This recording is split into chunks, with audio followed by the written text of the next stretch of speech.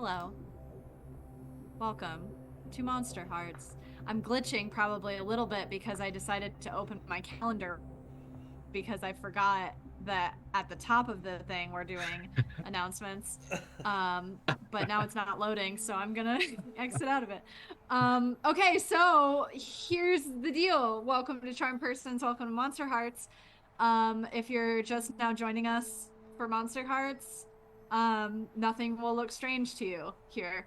Um, but if you are just joining us, stop right now. Don't watch this. Go back and watch the first 14 sessions. I keep thinking it's 16. If you aren't just joining us and you have been catching up, you may see an extra panel here tonight. But don't worry about that. Worry about this. Coming up this week, we have session 5, right? 5. I think 6, actually. 6. Oh no, I've been prepping for not this moment. We have session 6 of campaign 3. We are going to be playing on Monday today, this week. Yes. Monday. Monday. We're playing on Monday today. We're playing on Monday You today. guys, it's been a really hard day. We're playing on Monday this coming week. So don't tune in Sunday, tune in Monday. This is not an April Fool's joke, even though it feels like the delivery might be. And then Thursday of next week, come back at this very moment in this very slot for the continuation of the Curse of Strahd campaign. Ongoing. Surprise guest player. Oh, Surprise shit! guest player. This is Surprise breaking guest news. player. Breaking Oh, news. breaking news. And thank God you were here because you've been watching Monsterhearts. I'm gonna break all my news on Monsterhearts. Yes! I love that. Okay, so just as a reminder for everyone watching at home, everyone playing here today, make each main character's life not boring. Keep the story feral. Say what the rules demand and say what honesty demands. Previously on Monsterhearts. After a tense start to high school, new friends Onyx, played by Jenn, Steve, played by Zach, Josie, played by Sophie, and Vernon, played by Matt, have been through a lot together. During an evening gathering after the first day of high school, the squad was chased by, presumably, a pack of wolves that just so happened to be Onyx's parents. Steve's childhood friend Ronni went missing that night, one in a string of missing teenagers in the city of Keynes, Oregon. Steve disappeared shortly after, at least to himself. A fake Steve rose up to take his place, tricking all his new friends and revealing to Josie that she was dead and that he might have had something to do with it. After an altercation at the art festival with the fake Steve, Vernon incited mistrust in the real Steve for so easily handling the situation. Months passed, and with no sign of Ronni, the gang began to fade back into a sense of normalcy. Josie was able to get a handle on her ghostly form, even bonding with her little brother Duffy on how she became undead in the first place. Onyx and Steve grew closer, working together to solve not only the mystery of Ronnie's disappearance, but also what brought Onyx's parents into their wolf forms. And Vernon bonded with his older sister and newfound vampire ex-girlfriend, Cora, much to the disdain of Becca, Vernon's current girlfriend, and one of Steve's ex-best friends. After an intense winter formal full of lust and drugs, the friends gathered into Steve's mom's minivan, only for the fun to be interrupted by horrible news. Josie's brother Duffy was missing. Frantic to find him, Josie begged to return to the woods, hoping to be able to catch a glimpse of what might have happened to Duffy. Her friends were eager to help as well, with Vernon even going so far as to hypnotize Steve's mom, Jenna, into driving them to the graveyard. Exploring deeper into the snowy woods, Steve tried to cast a spell to look through Duffy's eyes and was met with only existential nothingness that he was lucky to escape from. Defeated and terrified, the group returned to the graveyard, where they stumbled upon a familiar face. Jesus, took you guys long enough. You see the familiar, to you, Steve, than to everybody else, the face of Ronni Marx, your best friend that went missing 3 months ago. Not a good time for jokes. Sorry. Hey guys. Pumpernickel. What the fuck? Pumpernickel? I need your help. What the? Who's this? Yeah, sorry. I'm alive. I'm here. I have a lot to tell you, but I need your help. I just like look at Steve. Yeah. Scotty is also with you. Just as a Oh, yeah. reminder, Scotty, Dustin, Josh, and I think that's it. No, Josh. Oh yeah, no, because we would have met back up with them at the cemetery. Sorry. Cora, Peeled off. peeled off yeah. before you guys even left. Josh and Dustin stayed at the mausoleum. And Scotty you met up with. They just so happened to wander past you in the woods and were having a mental moment to themselves. Scotty, Steve, if you were to look, Scotty's just like gaping open mouth at Ronni.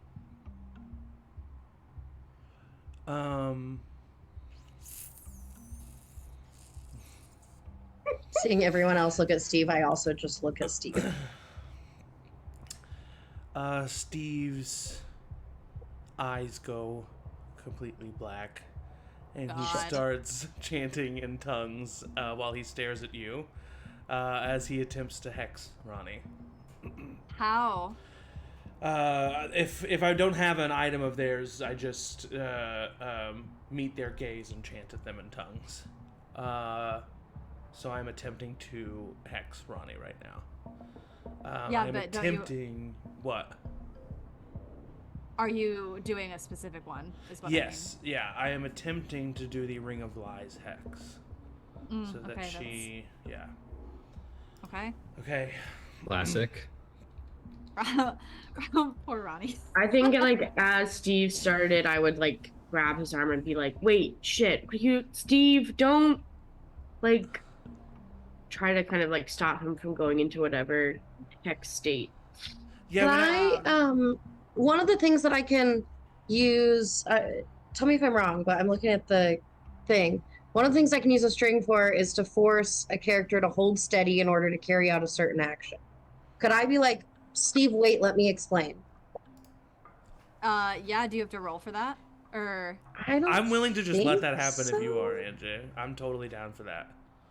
yeah, I mean, if your friend Onyx, who you have been spending all this time with these 3 months, and Ronni, who is this source of anguish and now is back, are both telling you, hey, don't, and you want to make that choice, yeah, I'll say go Okay, for it. cool. Yeah, his eyes slowly fade back to normal, and he's just looking at you.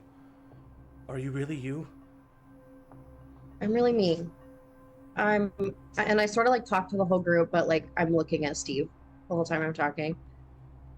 I'm really sorry I couldn't tell you where I was. Honestly, I shouldn't have reached out when I did. It would have put you all in a shitload of danger if you'd known where I was. More, Ronni. More. Okay, yeah, yeah, that's fair. That seems right. So I found out, I ran away. I have been staying with my mom. She's apparently living not too far outside town now. And I found out, I snuck into my dad's house and I found out that, sorry, I'm being actively attacked by a dog. And I found out, I'm gonna get down. Stop. Right. I found out that my dad has been, somebody's paying my dad to cover up these disappearances.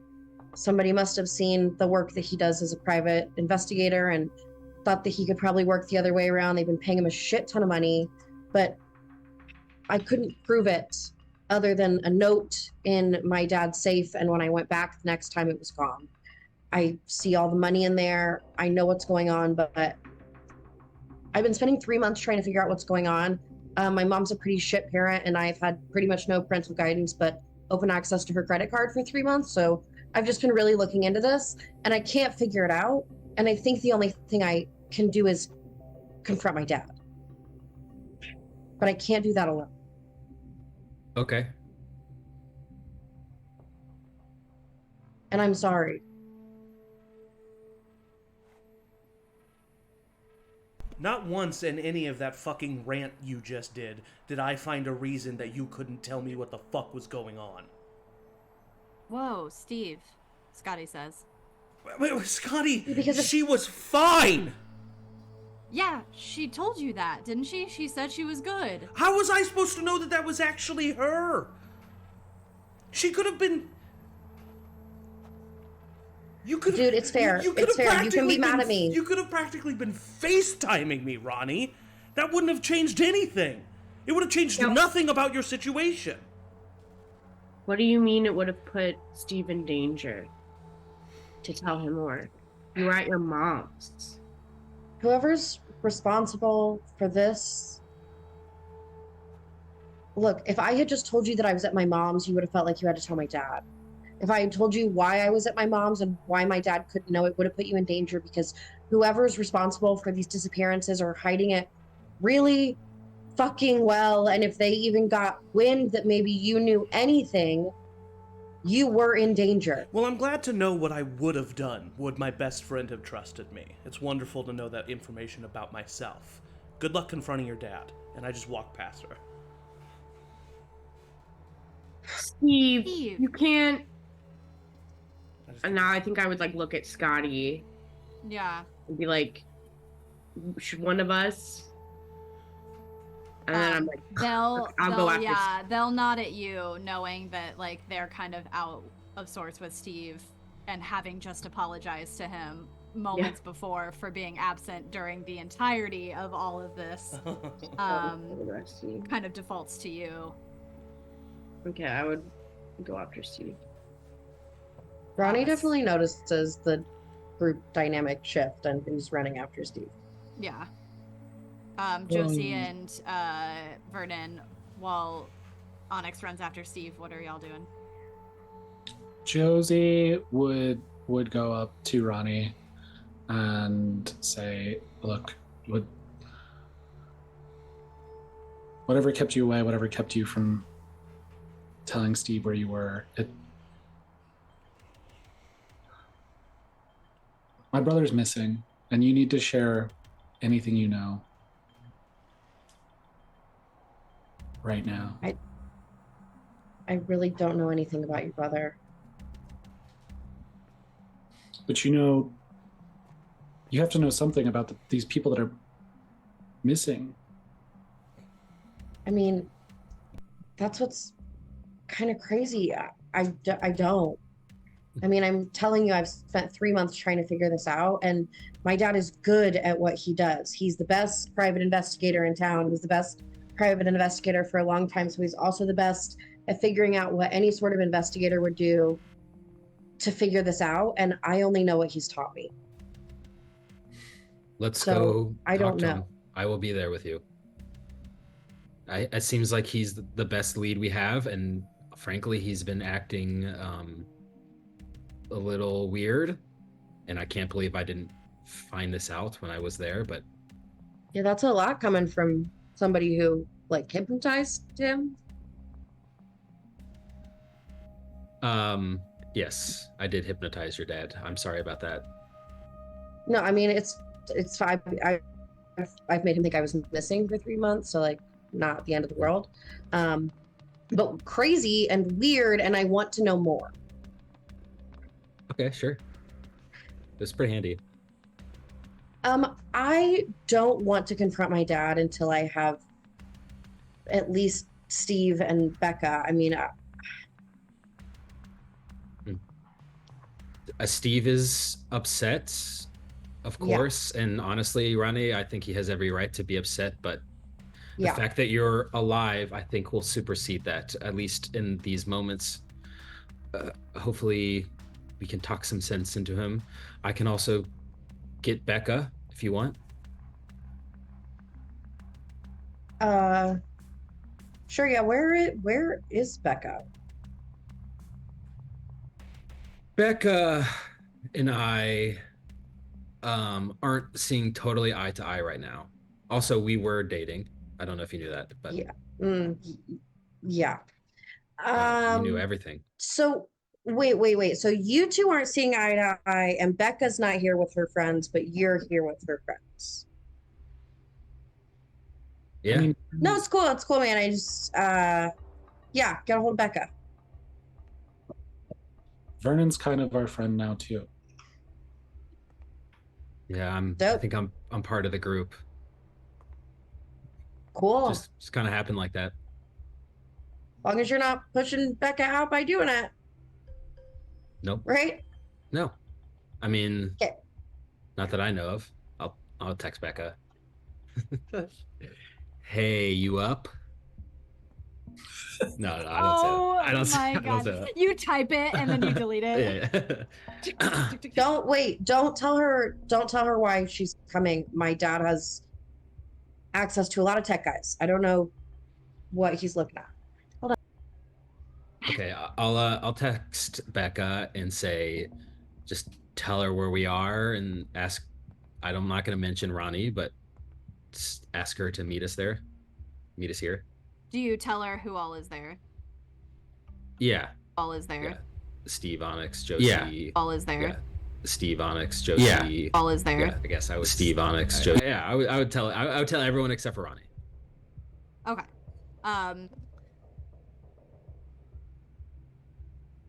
You text her this message. You don't get a response immediately, but you see that she has read it. If you have read receipts on. I don't know. Yeah. Vernon. Okay. And you wait a little bit and like, how are you feeling having texted her? This is the first kind of contact you've made. She specifically was like, we'll talk tomorrow. What is Vernon's guts doing right now? I think he's a little nervous about it. Yeah.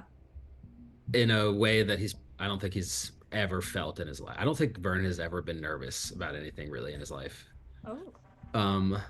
But Oh. And in fact, like, you know, he's got this weird thing about reaching out to people that hate him. It kind of gives him a thrill. Yeah. But he doesn't want her to hate him. So he's trying to be delicate, gentle, and get her to come. Cool.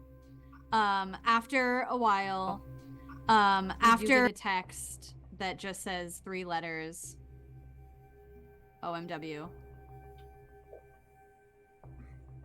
I am on my way. And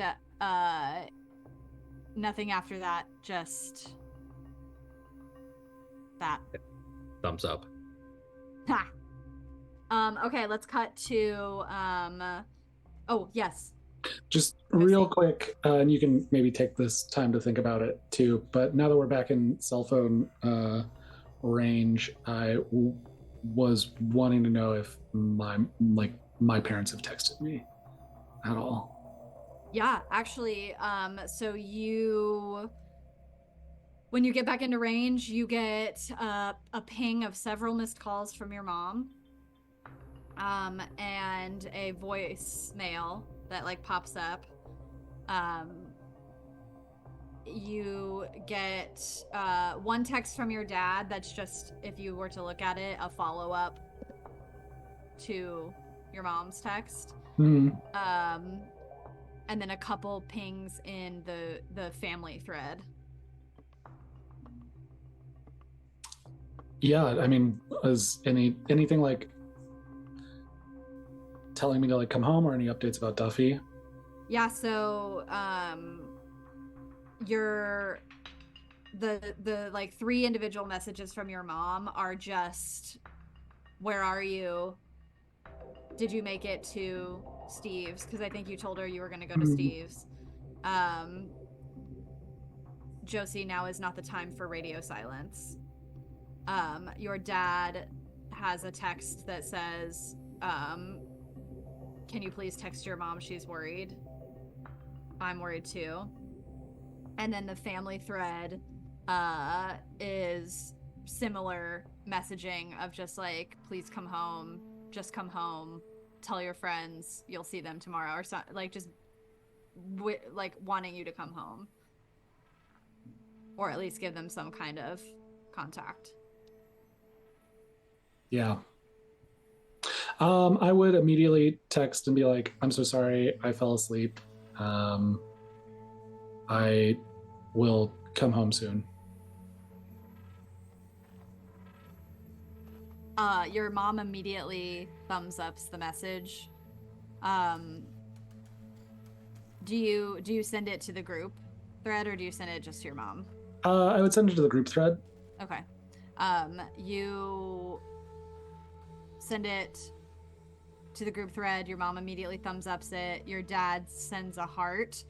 And there is a third, or like a second thumb that pops up. You know, it says like 2. Mm-hmm. And if you were to click on it to see who it was, it says unknown user.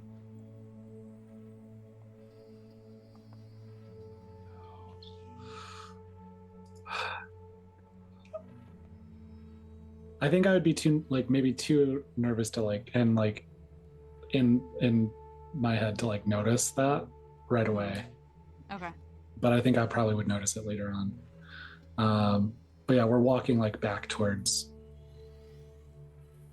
the area to like leave anyway, so I'm following the group in that direction. Onyx, you run after Steve, who is huffing away. Yeah. Steve, Steve, you know you're not going to be happy with just like, what are you going to do? Go home right now? Steve, come on, stop. What? I mean... Onyx, this is fucked up. I know. I don't really fucking understand why she had to do research on her own for 3 months instead of asking for our help 3 months ago. She needs our help now. What am I supposed to do?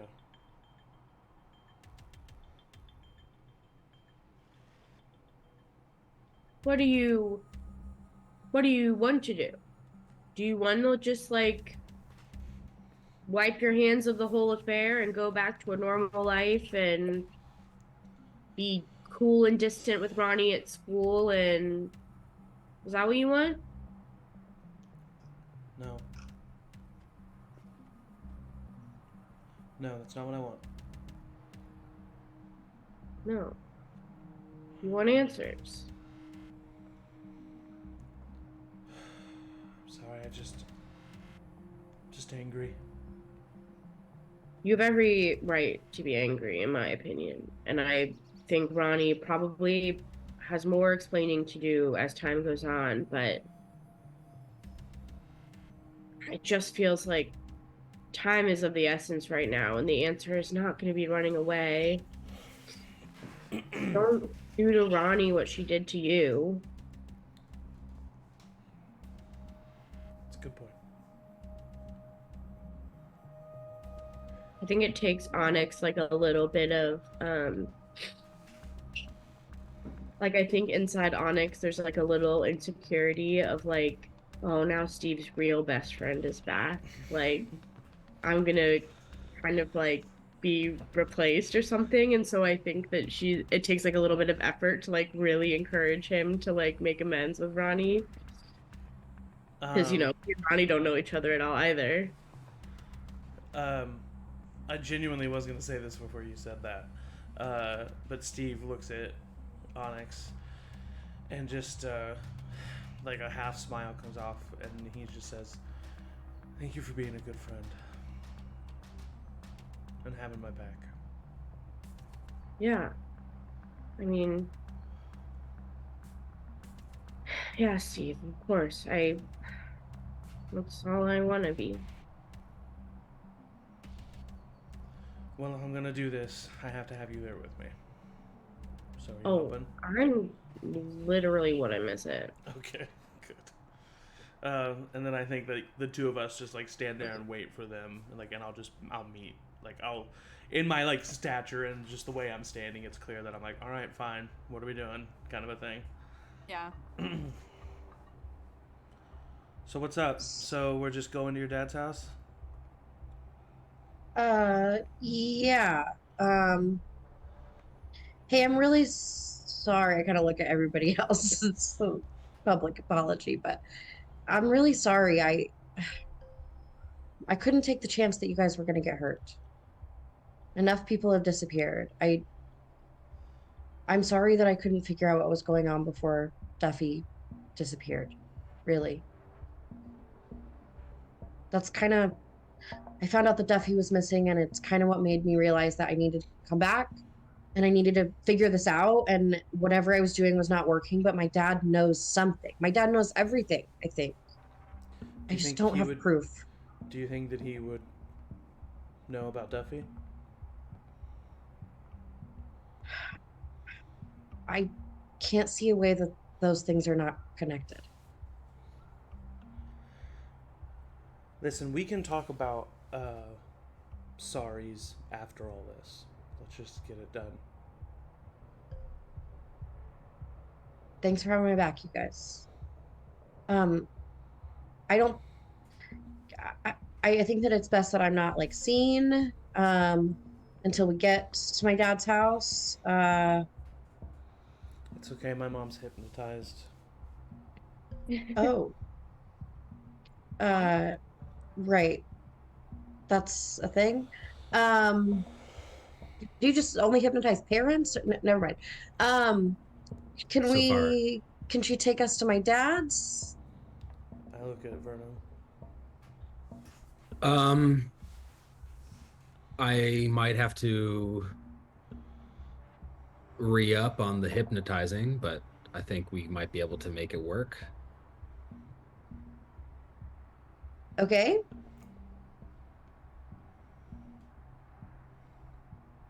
Before we leave as well, just waiting for one more person to arrive. Oh, yeah. You texted Becca, right? Did she say something? She's coming. Great. Okay. And she doesn't know you're here. Good. Good. I don't know what my dad has done to cover up this stuff, but he's got access to all kinds of shit, and I've been trying not to use technology at all. Whatever happens next, I need everyone here to accept that we're not going to be able. There's something weird and fucked up about each one of us, and there's not one of us that's just the special one who's going to figure it all out. We need to just commit to sticking together, and that's going to take, I think, a lot more vulnerability than a lot of us are used to.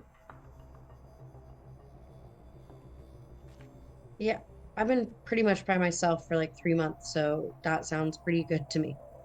Yeah. I want to trust you, Ronni.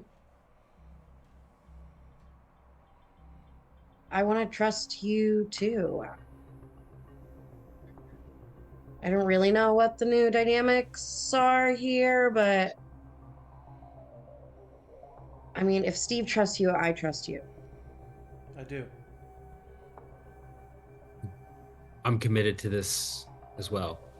I promise that I will have your back. Josie, no one's gonna fault you if you want to go home. I hate to miss out on this like group bonding session, but like I can't leave my mom alone with this. She's already so worried about me, and with Duffy missing, I just gotta go home. But please let me know what you find. please text me the minute you see anything, and if you need help, I will be there immediately. I can sneak out so easily right now. Should someone go back with you? I think I I'm just. don't think you should be alone. I mean, we joked about this last night, but honestly, guys, what's the worst that can happen? I think Scotty- maybe I would look at Josh, who's That's what I there, was and be like, thinking. Josh, would you mind making sure she makes it home safe? Just, I know you're capable, Josie. I know you're gonna be fine. I think we gotta stick with a buddy right now. Okay. Josh like nods, and squeezes your hand, Onyx, and then steps forward to Josie. Scotty is like looking around at everybody, like trying to like piece together what's going on.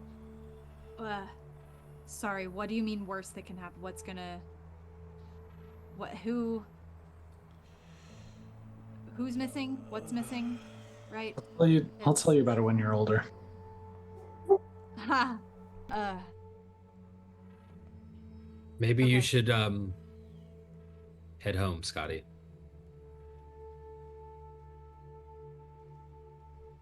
Whoa. Okay.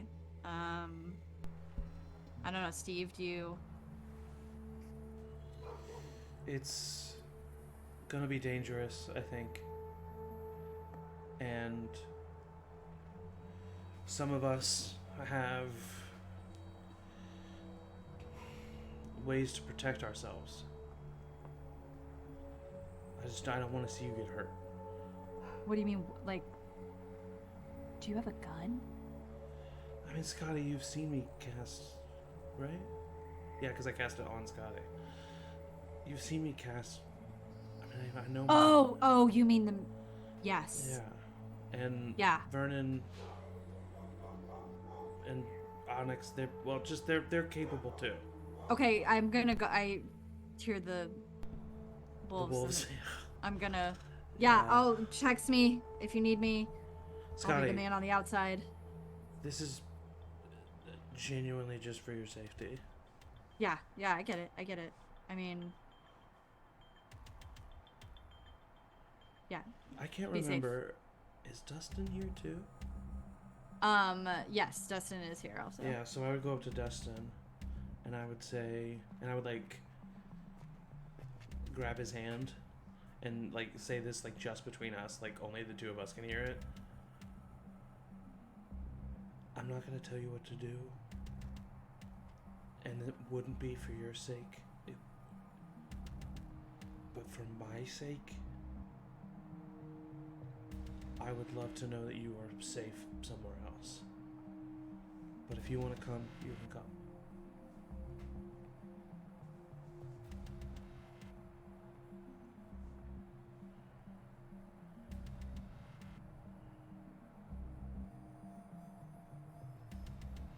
Just for fun, Zach. Oh gosh. Just for fun, roll... Oh golly gee. Roll to turn him on. But not Oh, in like... yeah. You're appealing to him. You're... Yeah. Yeah, I just want to see... Because Ronnie leans over to Onyx and says, "So that's like a thing now?" I'd just be like, shut up. I just kind of do this to Steve. Partial succeed at a 7. Partial succeeded a 7. Okay. I think that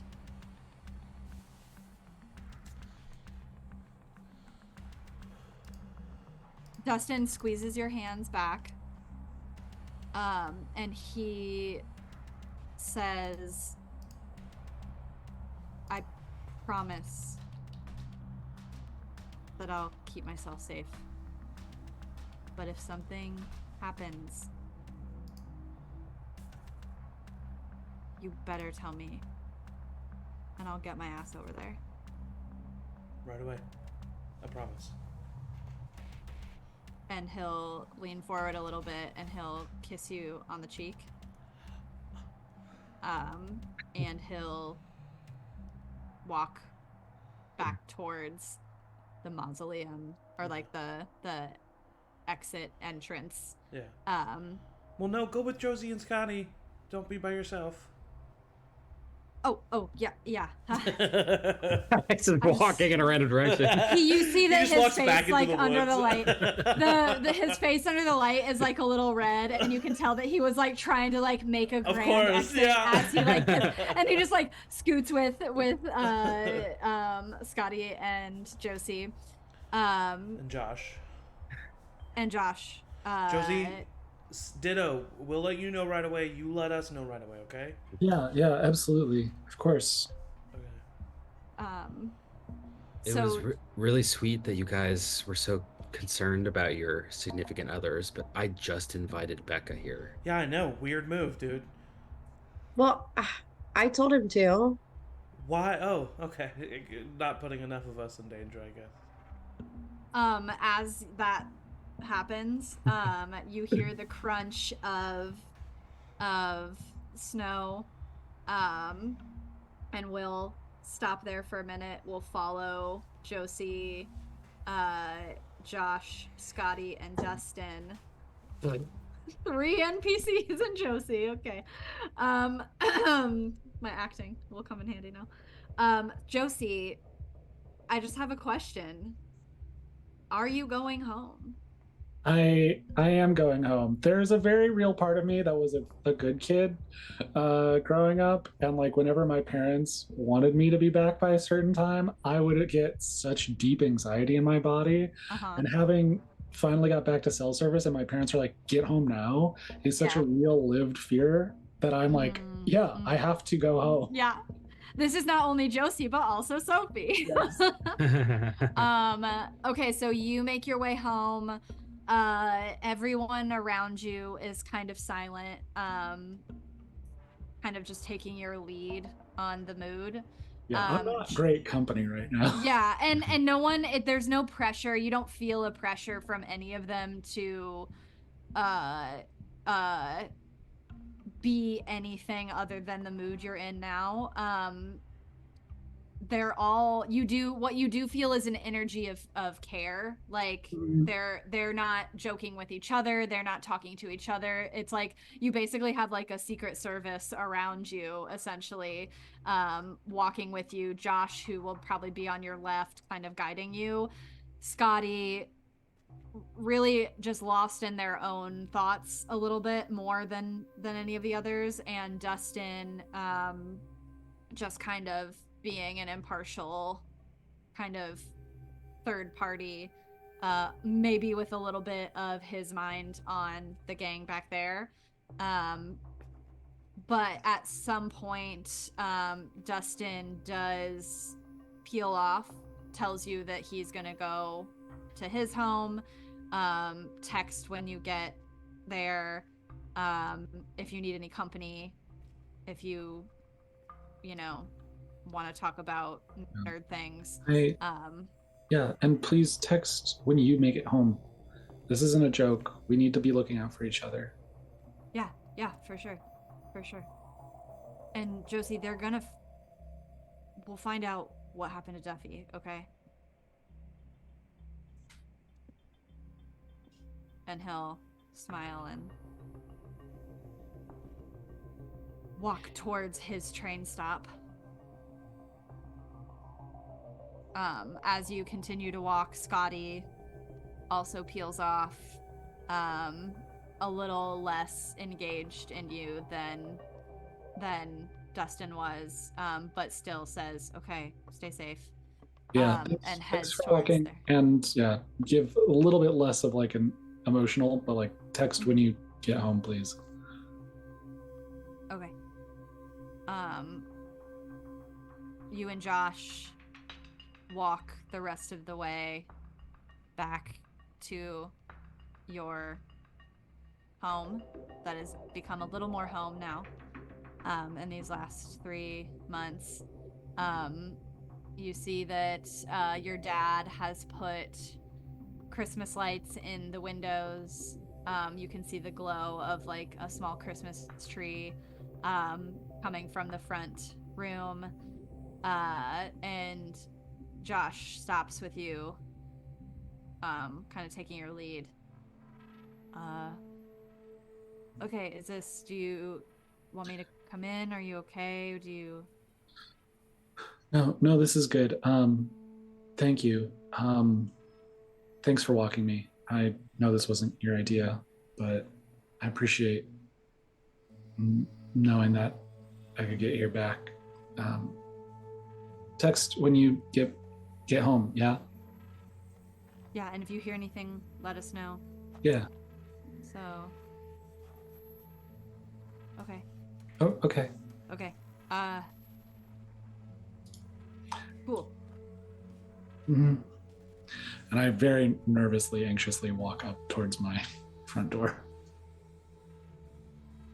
Yeah, you go in, and all the lights are still on.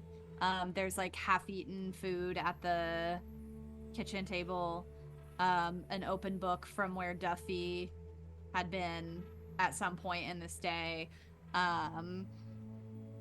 It's about 2 a.m. now on the early Saturday morning after the dance. So, he came home from school, you were busy hanging out, getting ready, and in this evening have had all manners of frivolity from, flirting with a newly formed vampire to taking a very intense drug for the first time, and you kind of take in this scene. You don't immediately see your parents. It is 2 a.m. Yeah. All indicators say that there are people here because of all the lights on and everything, but you don't immediately see them. Hello, I'm home.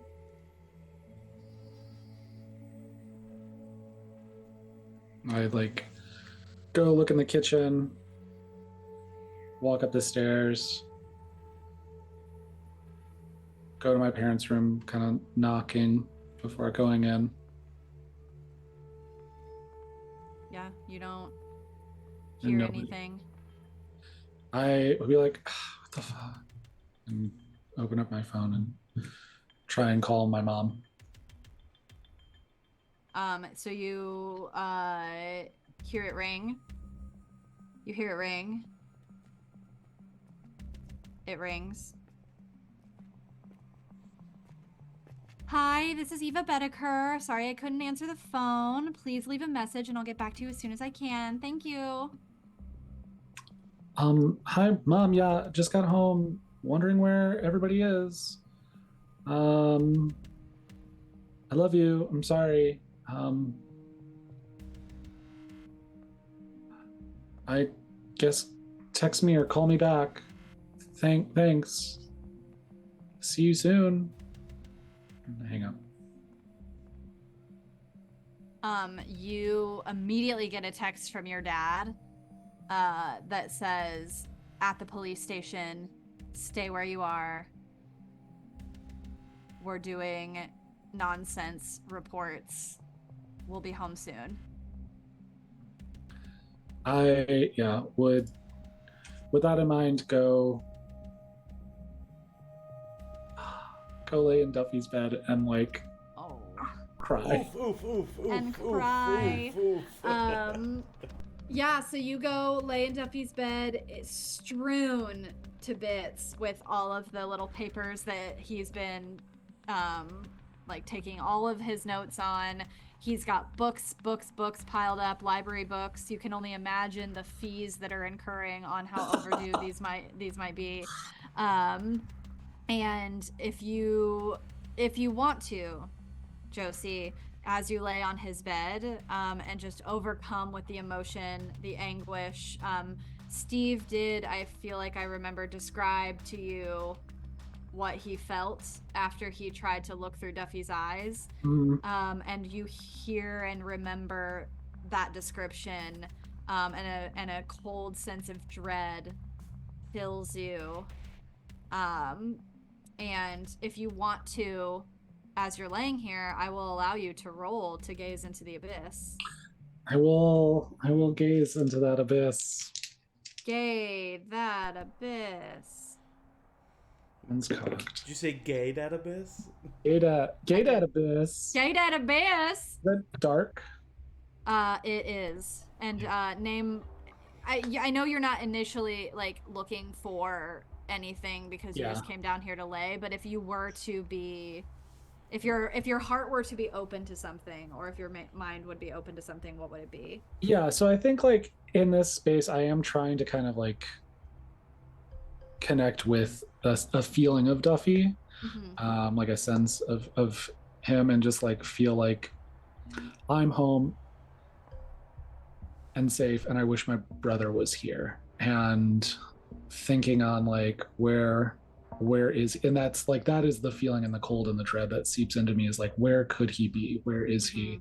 And so there is a thought in like that is the question, and that is the thing that is giving me this like existential pain, I think, is that. And I rolled a 12. Jesus Christ. Okay. As you lay back into Duffy's bed and you remember the chilling description of Steve trying to look into his thoughts and his eyes and feeling nothing, you try, as you lay here, to truly understand what nothing could feel like. Because as you lay here, you hear sounds and you feel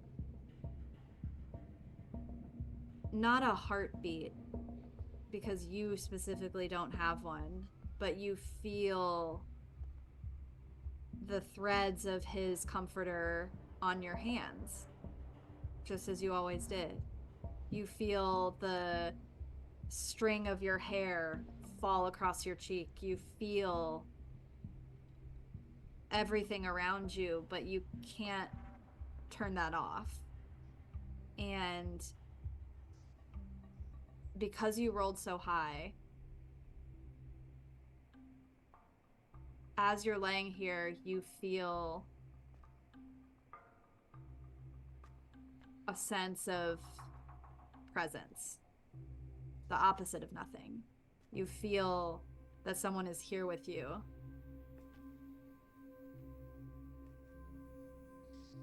And you open your eyes, and sitting on the end of the bed is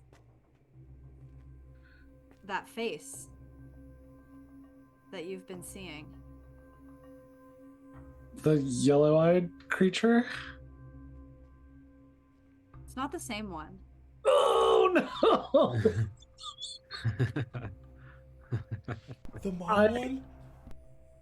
I would startle and like kind of like move back and like sitting like back up and like moving back on the bed.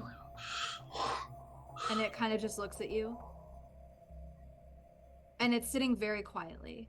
Its limbs, its long, entangled limbs, just curiously watching you. What are you? Why are you here? Where is he? Did you take him? It stands up, but it doesn't move rapidly. It gently, keeping its eyes on you, its big eyes. You're getting the sense that it's not harmful. It's not here to harm you. But it goes over to the pile of books sitting next to Duffy's bed, and it reaches out with like one spindly skeletal finger, and it kind of touches the book, all while looking at you. Follow it with my eyes and like being very distrustful and very afraid. Get up and slowly walk kind of to where it's gesturing. Are you trying to show me something? I look at the book. It points at it again. Mm-hmm. And it points at another book. And then it looks up and around the room. And then looks at you.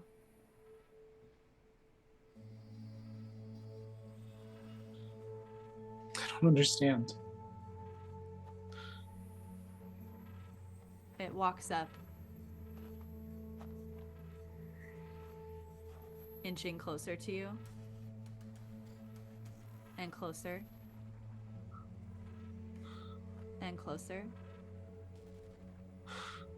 And it takes its hands. And it holds your face if you let it. I'm like paralyzed with fear is the reason why. Yeah, you can't help but be stunned by these eyes, by these like lamp yellow eyes. And almost as if it's in your head, you hear Duffy's voice say, "I'm with her."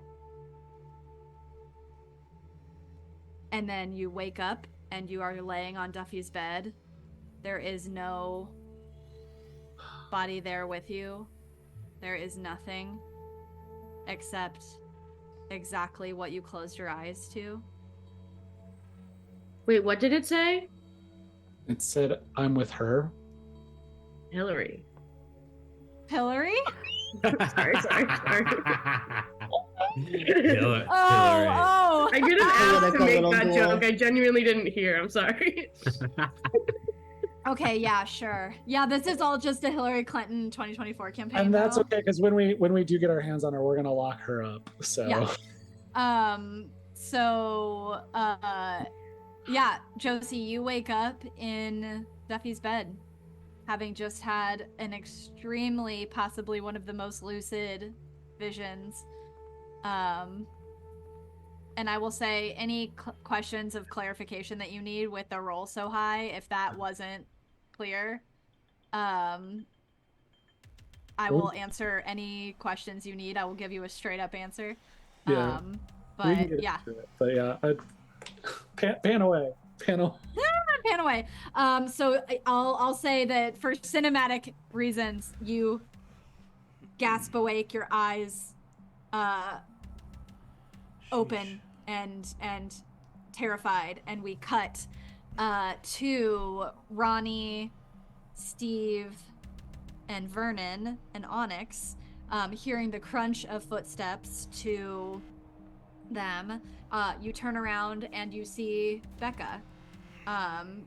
Becca is looking at you, Vernon. What the fuck do you like? What could you possibly want? Becca,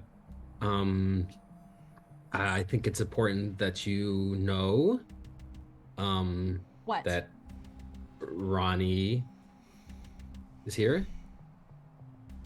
Hey, Bex.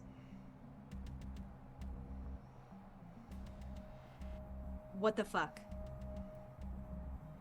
Yeah. What the actual fuck? And she just starts crying. She runs to you. She wraps her arms around you immediately, embracing you, just like sobbing. What the fuck? What the fuck? Where have you been? Where the fuck have you been? I know, Bex. I'm sorry. I'm really sorry. Oh my god, are you okay? Are you okay? Like, what? Yep. The fuck? Yep, How did yep. you get here? Where have you been? Yeah, I promise I can explain it. They've known for 15 minutes, maybe 10 minutes. Wait, why are you all out here? What are you guys? What? Did you not invite me to this? Like, what the fuck? Duffy.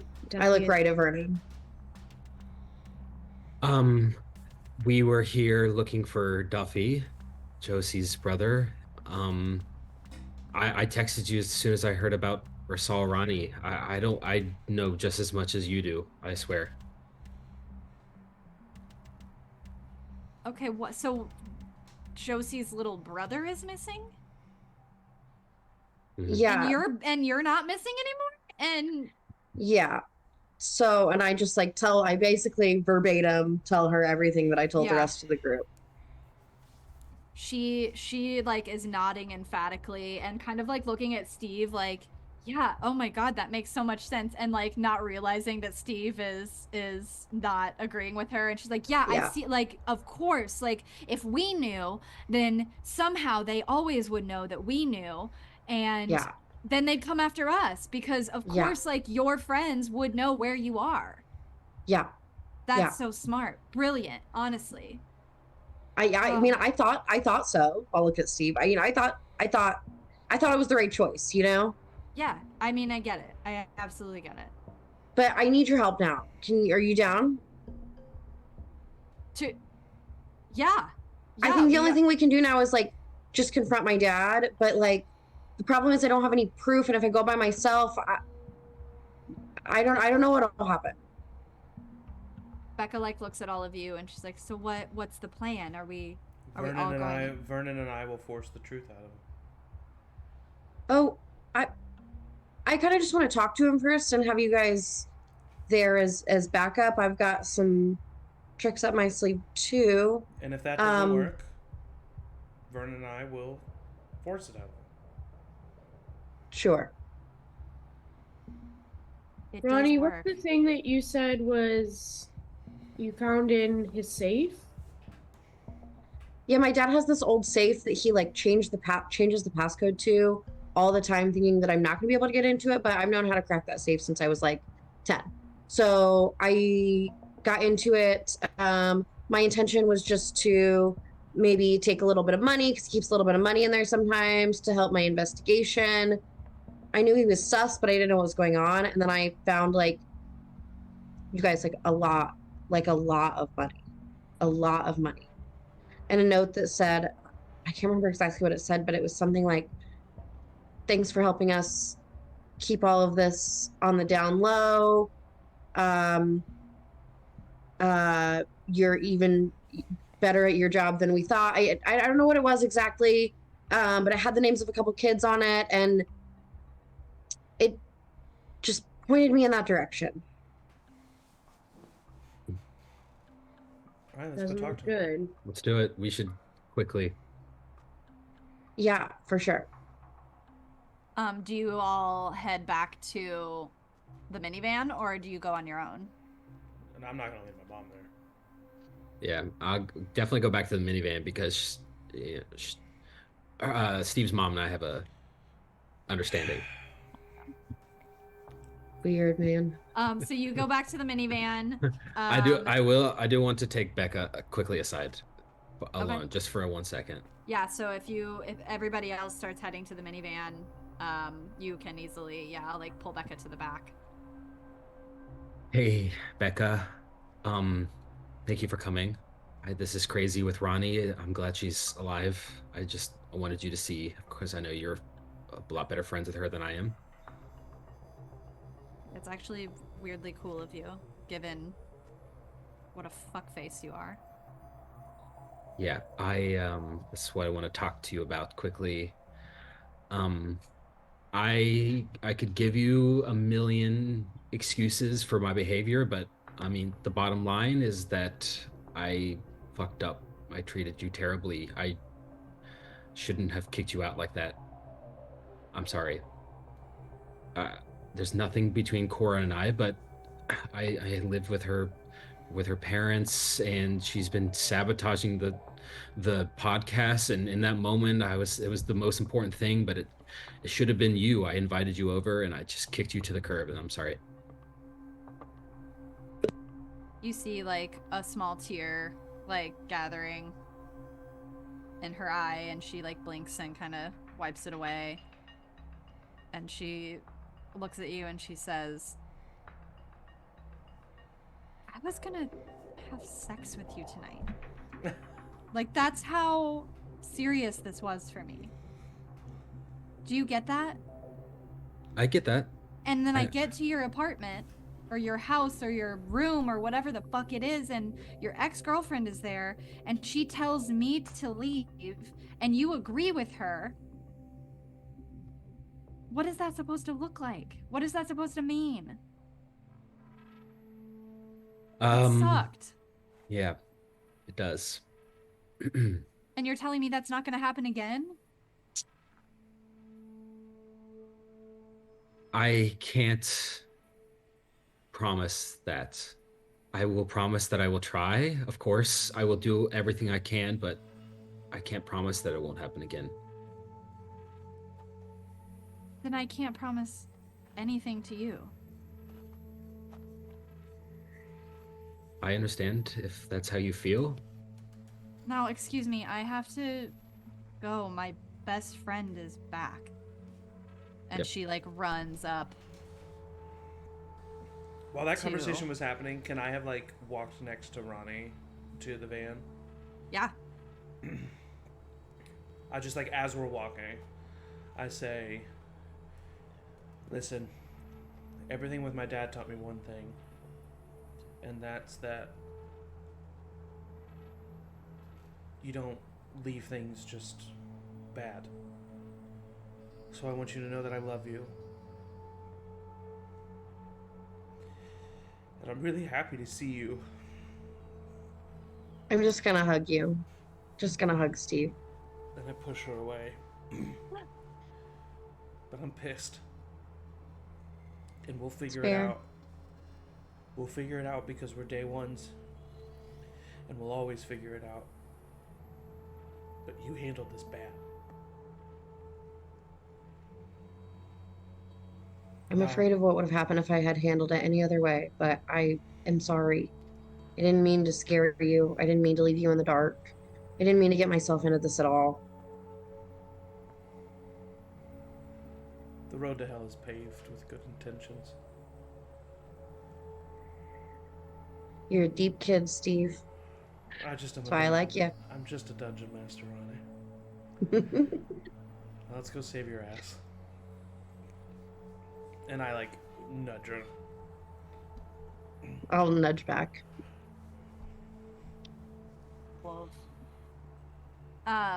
If we can do cocaine, we can say all roads to hell are paved with good intentions. Yes, I think honestly. Yeah.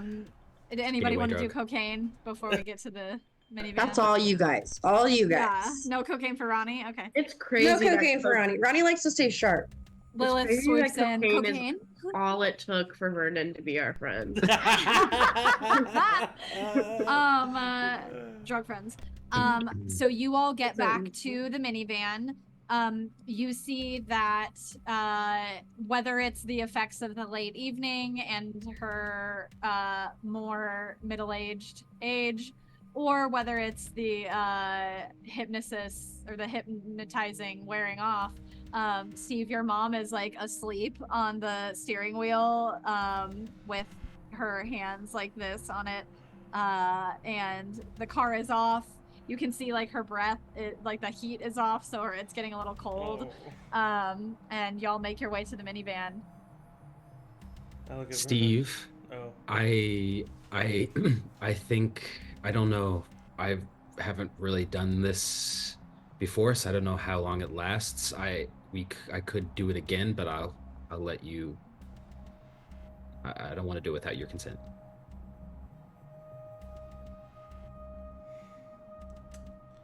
Yeah, we need to do it again. But this is what we tell her. You tell her to drop us off at Ken's and then go home. Okay. Do you want to wake her up? I don't know how it works either, but maybe it's best we don't even give her a chance to not be. Okay. Just you Yeah. should be the first thing she sees. I'll definitely stay out of sight so I don't like Yeah. startle her. get in the back of the van. Yeah. Yeah, I'll just go up, open up the door and like whisper. I'm just gonna try to hypnotize her as she's asleep. Oh Yeah. shit. Just whisper to her. Drop Sexy. us off at Ken's house. Drop us off at Ken's house. I have to roll with hot, so This drop is us off audio. with drop us off at Ken's house and then go home. Yeah. All right. Go ahead and roll. Let's go, Vernon. Let's go. Yeah. And do you have any more strings on her? I don't think so.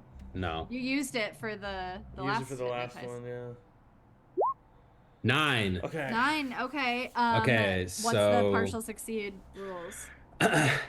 Hypnosis works, but choose one. They realize exactly what you've done to them. They fuck up your commands. Ooh, these are both bad. Their sanity is unhinged. Yikes. Oh, is that it? Those are the 3 Oh, choices. Read them Right. again. They realize exactly what you've done to them. No chance. Yeah. They fuck up your commands. I think it's kind of got to be that. I don't want to make your mom's sanity unhinged. Yeah, me Are neither. you choosing What? this or do I choose this? On a 7 to 9, the hypnosis works, but choose one. So I think Okay, so you I can- choose. Yeah. Yeah, I mean, I think you're right. It's the lesser of the evils. But which one is feral? True. She's been hypnotized twice in one night. Yeah. Yeah. Honestly, I want. Go ahead and can you roll a D? D3. There's I can roll D3. You could Do you do have a D. D3? The way I usually do it is D4, and then the 4 is reroll. Yeah. I could just roll D3. Oh roll yeah. a D3. Roll a D3. 3. Her sanity is that? No! Her sanity is unhinged. That's what I Her choose. sanity is unhinged. Oh fuck! Woof. So you. Steve's gonna be an orphan.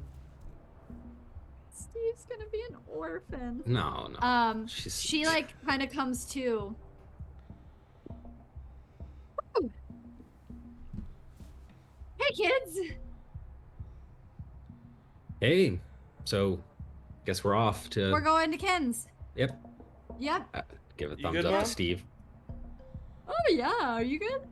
Yep, just ready to go to Ken's, and then for you to go Just home. ready to go to Ken's. Yep. Okay. Okay. And she I get the front seat. like she like boops the automatic minivan door. Yeah. Get in, everybody get in. How many were there of you? This at is all of first? us. Oh yeah, it is. Okay.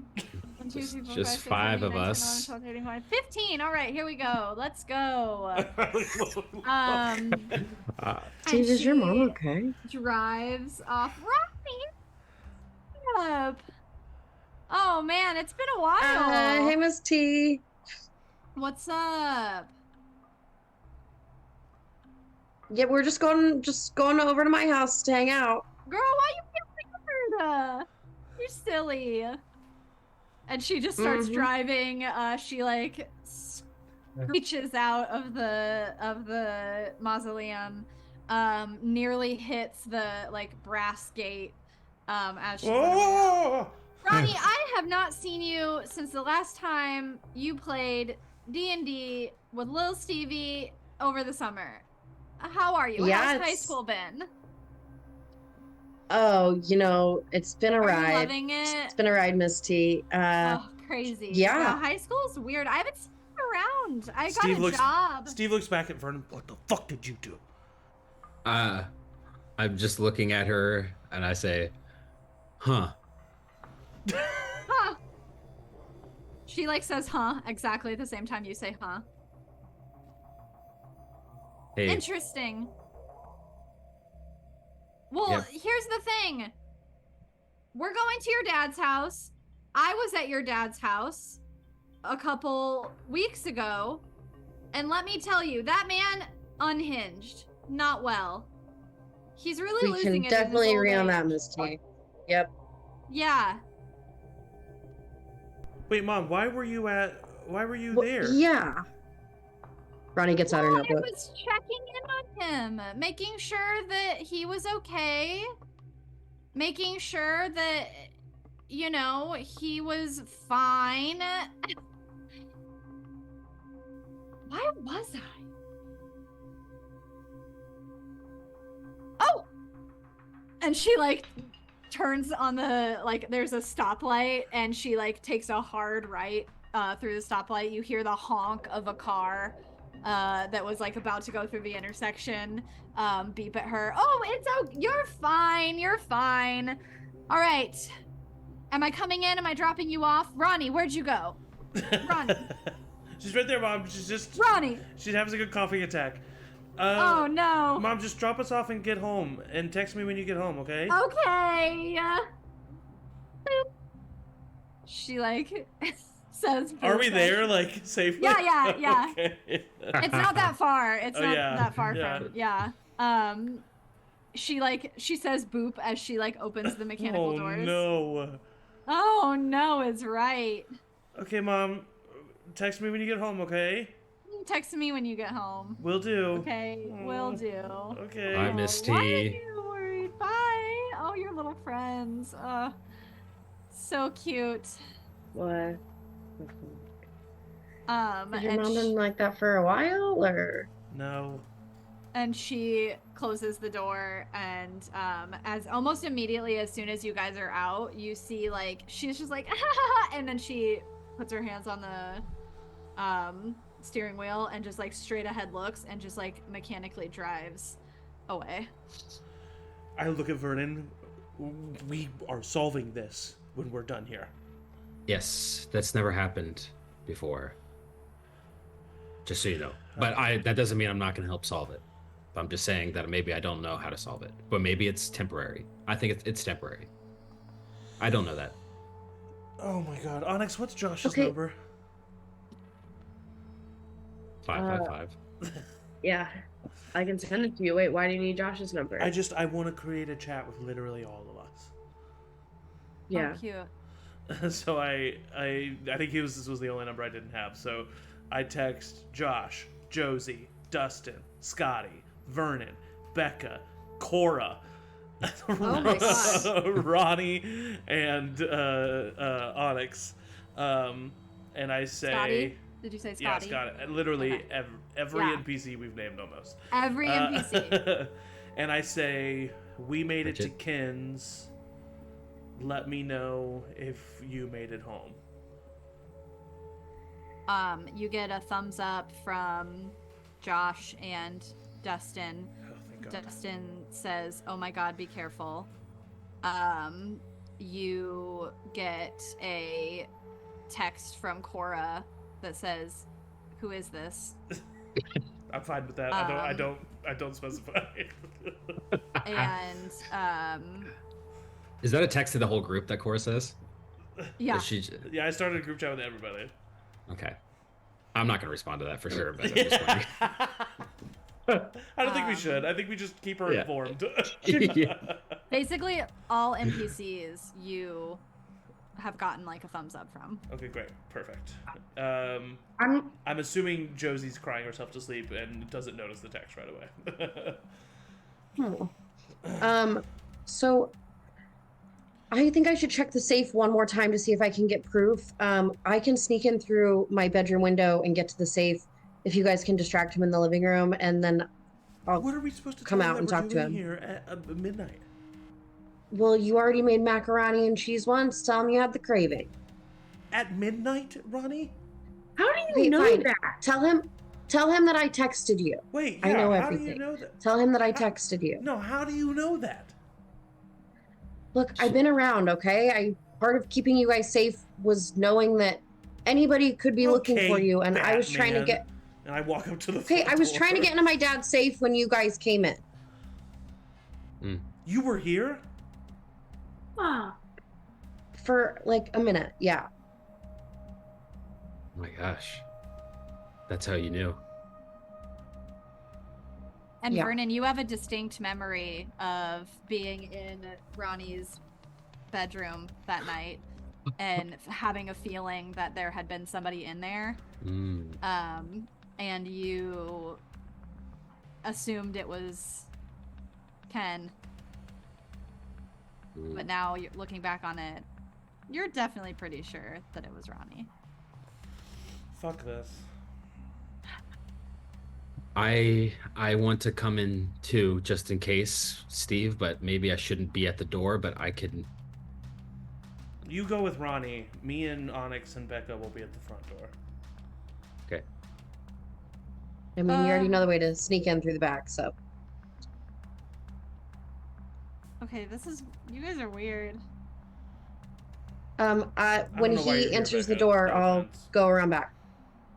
No, I don't. I mean, this is too dangerous for you. I don't know why you're here.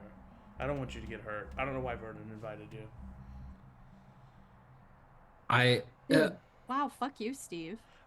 Okay, sure. Yeah. I'm the one person not actively wanting to put you in danger. The one. Yeah, fuck me. Fuck me, yeah. Steve, I did nothing but try to keep you out of danger for 3 months, and I'm the bad guy I for can that, cast spells, Ronni. I would have been fine. You made the choice for me. I said we'd figure this out afterwards. Steve, if you want to go home, just go home.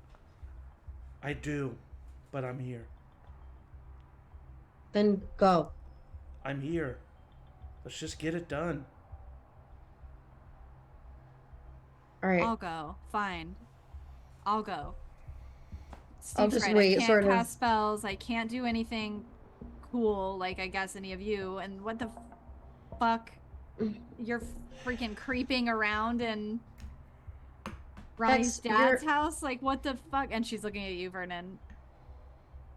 What do you do? What are you up to? What, like, are you, who is a freaking witch? He's a vampire, Becca.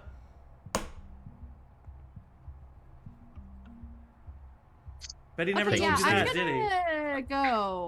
I was going to tell you. I'm gonna go. Bye. Be safe, Ronnie. Stick around, maybe. I don't know. I don't care. It's 2 a.m. Becca, how are you gonna get home? Are you walking? I'll walk. Yeah. Yep. I think you should walk by yourself. Do your thing. Onyx, good luck with all of these hooligans being the only normal one in this group. Bye. Wait. Steve literally laughs out loud. Like, it's just like, it's all come up. It's just like so ridiculous at this point. He just laughs. Steve, the dirtiest look. Onyx shoots Steve the dirtiest look? Yeah. Yikes. That makes him feel bad and he stops laughing.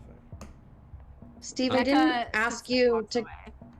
As she walks away, I look at Steve and say, I didn't ask you to come because you can cast spells or whatever it is you can do. I asked you to come because you're my best friend and I can rely on. And so is Bex. And it was really shitty of you to make that decision for her. I didn't. I said my opinion and what I thought should happen because I care about my friend. She made the decision. I didn't make a decision for her. Unlike you who made a decision for me. I gave her the information that she deserved to know and she made the choice. So no. I don't fly with what you just said. Whatever, Steve. Okay, I want to solve this mystery as much as anyone, but these are not the conditions under which I think we can undertake this task. If we are not, we are clearly not on the same team here, and I don't think that this has anything to do with me and Vernon, frankly. So, I don't know if we should do this tonight. We're on the same team. I am on Team Ronni. I care about her. I love her. I told her that. But it doesn't change the fact that I think that what she did was bullshit. And I'm not going to placate her, and I'm not going to act like everything's fine. But that doesn't mean I don't love her. And that I don't want to make sure she's okay. Yeah, sure. You can, wish Ronni the best and, be upset at the way that she handled things. But if you're going to be, lashing out at people the way you are right now because you're in that, raw emotional state, which I understand, Steve. I fucking understand. I don't think now is the... Your magic is already unpredictable. This is not the circumstances under which you can go into something that we don't know what we're getting into. So if you're not, able to be level-headed right now, I, look at Ronni. I'm I don't... If we do this, we have to do it right. You're right. I'm sorry. I look at Ronni. I'm sorry. I look at Vernon. I'm sorry. That was not cool. Yeah, it wasn't cool. Thank you. I really appreciate it. I think we should do this tonight. I know tensions are running high, but the more time we waste, the more potential danger it is. I understand Onyx, but we just got to do it. Okay. Okay, I'm cool. so you guys get him to the front door, and I can get in through the back and get to the office. Yeah. Just give me like 5 minutes. I've been cracking this safe my whole life. I can do it in 5 or less. Just look out for each other, okay? Both of you. You too. And I'll look at Onyx and then at Steve. Okay, when he opens the door, we'll go in. I look at Steve. I don't think we should mention Ronni yet. Let's tell him that we're here about Duffy. Actually, it needs to be a big emergency. I'm sure he already knows about Duffy. I'm just gonna pretend like my mom's missing. That's what my plan was. Jesus. Okay. I don't know. I mean, do you think that Duffy is a good enough reason? No, you lead the way. You know this guy more than I do. You're right. Maybe I should. The best lie has a bit of truth in it. You're right. That's a good move. And I knock on the door. You knock on the door. You do notice that there are no lights on. Mm-hmm. It's 2 a.m. Yeah. So you have to knock a couple times before you start hearing the stirring of any movement in the house. A couple lights flick on. You hear feet coming down the stairs. Ronni, as all this is happening, you make your way back around to the back of the house. With Vernon, I think, right? Vernon goes with you, yeah. And you climb in the way that you have been climbing in this whole time, through your room into the hallway. You hear your dad stir. You hear the footsteps of him walking down the stairs, and you kind of follow as he's going down. You try to use the sound of his footsteps to mask any potential footsteps that you could give. Vernon, are you following her up, or are you staying lookout? I am staying lookout. I'm not going to follow her but I'm just keeping an eye on Steve and Onyx if I can, from the shadows. I don't want him to know I'm there. Okay, so you do go up. Upstairs. Yeah, like, do you follow Ronni up into the house? No, so you're staying. Yep. No, I'm not following Ronni. Okay. So Ronni, you make your way to the door of the office. I imagine there's like this specific way that she knows she can kind of like pull up on the doorknob, and it's an old doorknob, so it just kind of clicks into place. Yeah, so you do that. Way easier than hypnotizing for a key. Gets the job done a lot faster. You go into the office. Steve, the door opens. And I would like to imagine in the cinematic view of it, Ronni gets the door opened and the door is opening and it's Steve. Yeah. So it like cuts I love that. That's great. Yeah, like isn't that cool? Absolutely. I could have been a filmmaker. But you see Ken in his pajamas, like rubbing his eyes. The light from like the overhead like floodlight is like, Steve, what are... Ken, I'm really sorry to wake you up. Josie's little brother is missing and we're really worried, and I thought maybe you could help. Josie, the one that was with you a couple weeks ago? Oh, her brother is missing? Yeah. Oh, okay. Come in. Come in. Yeah. As the door shuts, Ronni, the door shuts behind you. And you, using essentially the moonlight coming in from the window, with a combination of the lights from the street lamps, make your way to where you know the safe is. But before you can get there, you feel something cold press against your chin, and you feel pressure being pulled on your arm, like pulled back behind you, and you know that a gun is being pressed to your chin, and you hear a voice in your ear saying, "I don't think I would do that if I were you."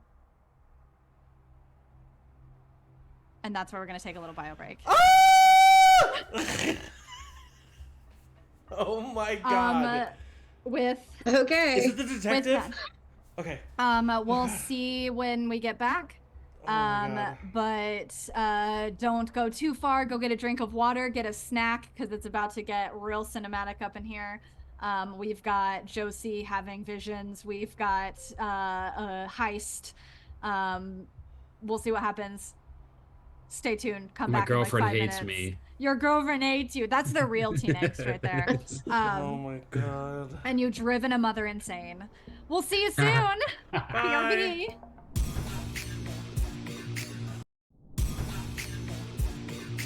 Josie, you wake up to the sounds of someone entering your house, and you hear your mother, her voice, as you come in, or as she comes in. You didn't realize that you had fallen asleep after what you think you saw, but you did. And now you hear them coming in. The door has shut. You hear your father saying, shh, don't wake her. Just let her. She's here. She's sleeping. Let her sleep. And your mom kind of brushes past him, and you hear hurried footsteps coming up the stairs, and a small knock on your door.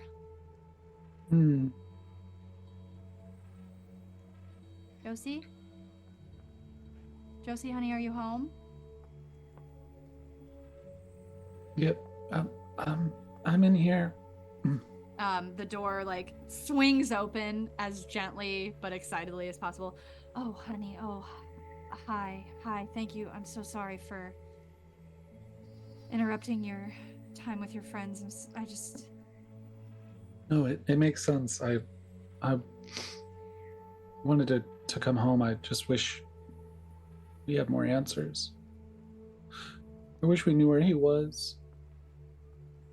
Oh, honey. And she like envelops you in a hug. I'm so sorry.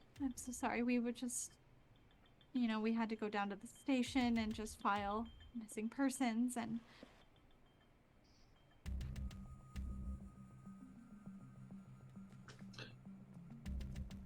I don't know what to do.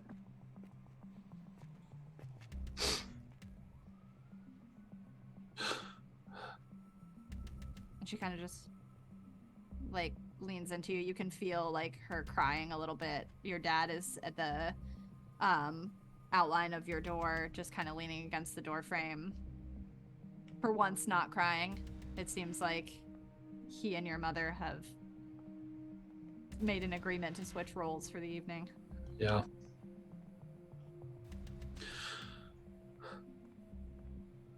Wherever he is, they're gonna find him. We're gonna find him. Oh, yeah,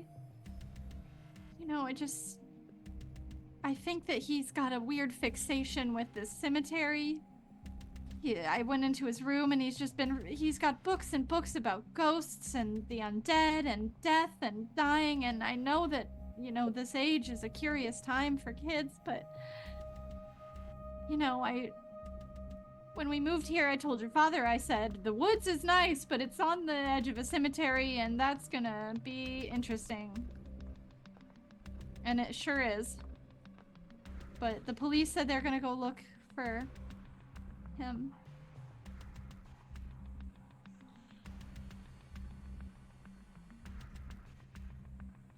Can you just stay here? Be around? Well, until we find him. I'm just so scared. I don't want to. And if your friends want to come here too, they can. They can come hang out here, and I'll order pizza, and they can spend the night, but just stay here, okay? What about school? Well, hopefully he'll be found by then. Yeah. Yeah. No, of course. Yeah, I can stay here. What time is it? She like pulls back and looks at her watch, and she looks at you. It's late. It's late. We should all try to get some sleep. We should. And she like collects herself. We all should just get some sleep. We'll convene in the morning.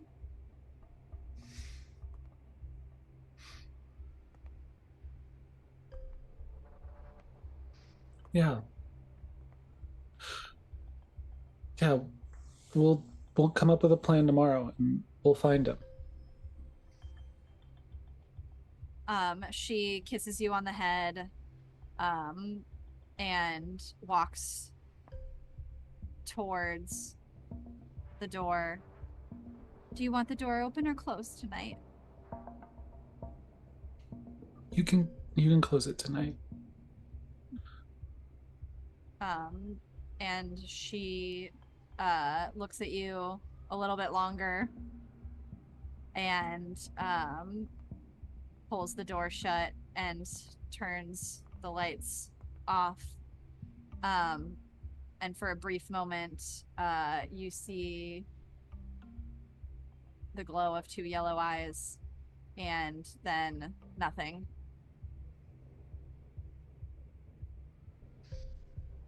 I think I would initially try to sleep, and then thinking on like the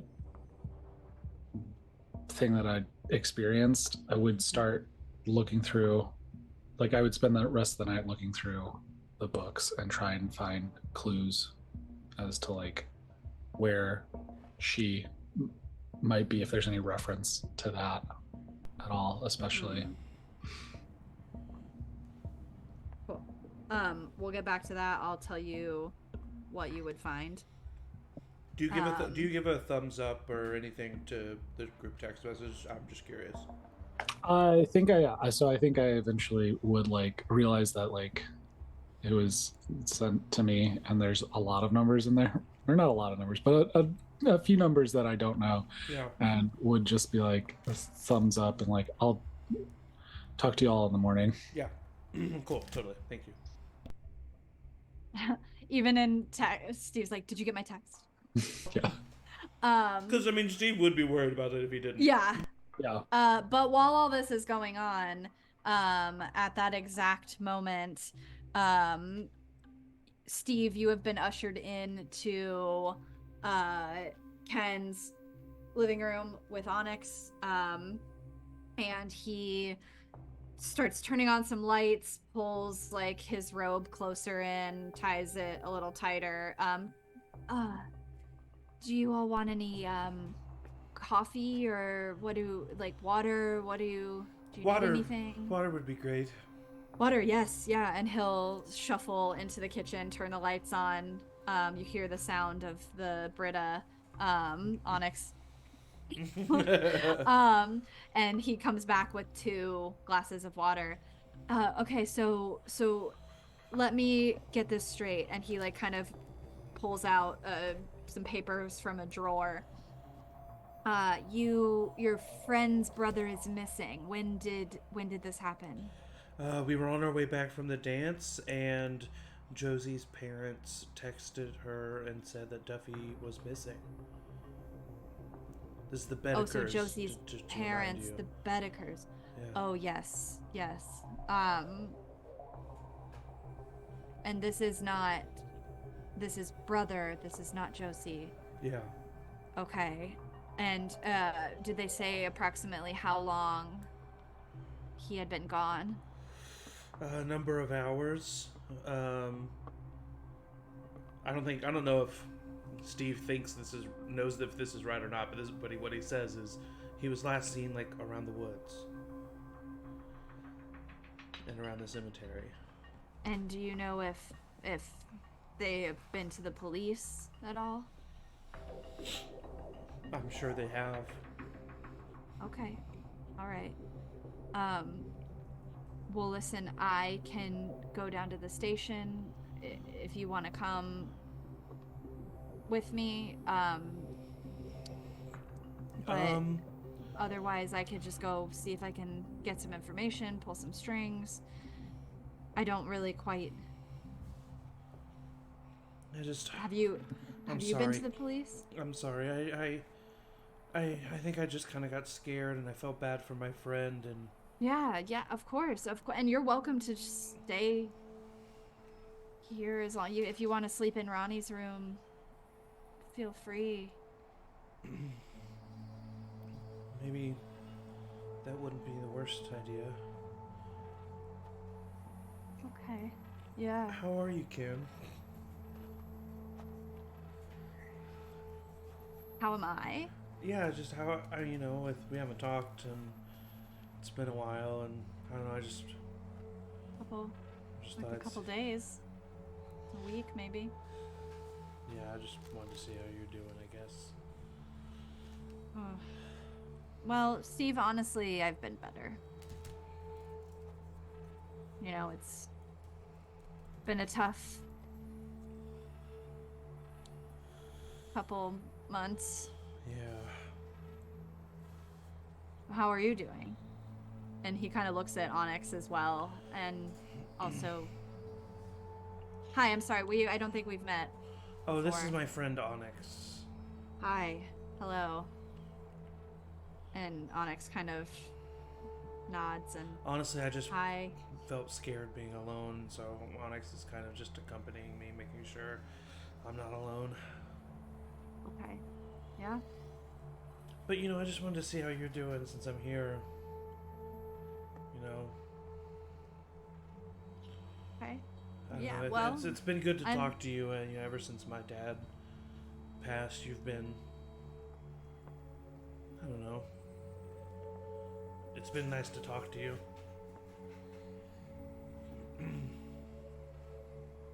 Yeah. I'm happy to... And I just don't want you to be feeling any guilt, right? What? Why would I feel guilt? Why would I feel guilt over that? Guilt over what? What do you mean? Oh, what do you mean?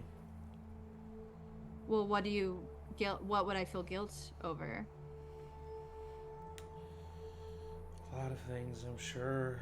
I mean, I can only imagine. But, just like, as if maybe you thought this was your fault or something, but it's not. I'm just saying I hope you wouldn't think that way. Your fault, my fault, that what? Well, I just wouldn't ever want you to, blame yourself for Ronni being gone. Right. Because it's not your fault, Ken. And you see him kind of, look away and get kind of, a far away look in his eye. At the same time that we cut up to Ronni, you feel immense pressure on your right arm being pulled behind your back. The cold, sharp steel against your jugular. And you hear the voice say, "No, I wouldn't do that." Do I recognize the voice?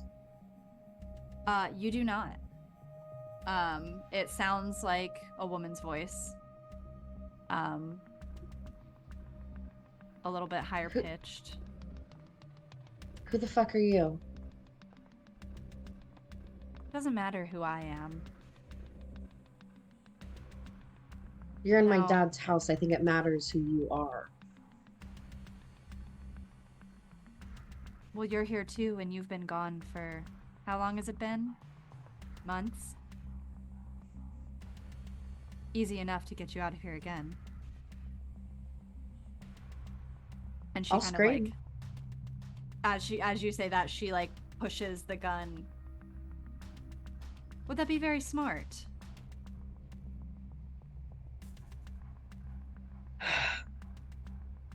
So what? You're just going to take me away from here? No, And you're do what? going to leave of your own accord. And what Or, makes you think I will do that? because I don't think you want to be seen here.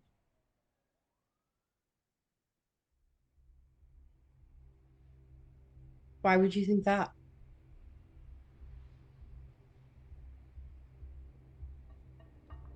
You care about these people. And if something were to happen here tonight, against my wishes, I think that would be bad for everyone you're connected to. Why do you always get what you Steve, wish? Vernon, Josie, even Becca, even Scotty, Josh, Dustin.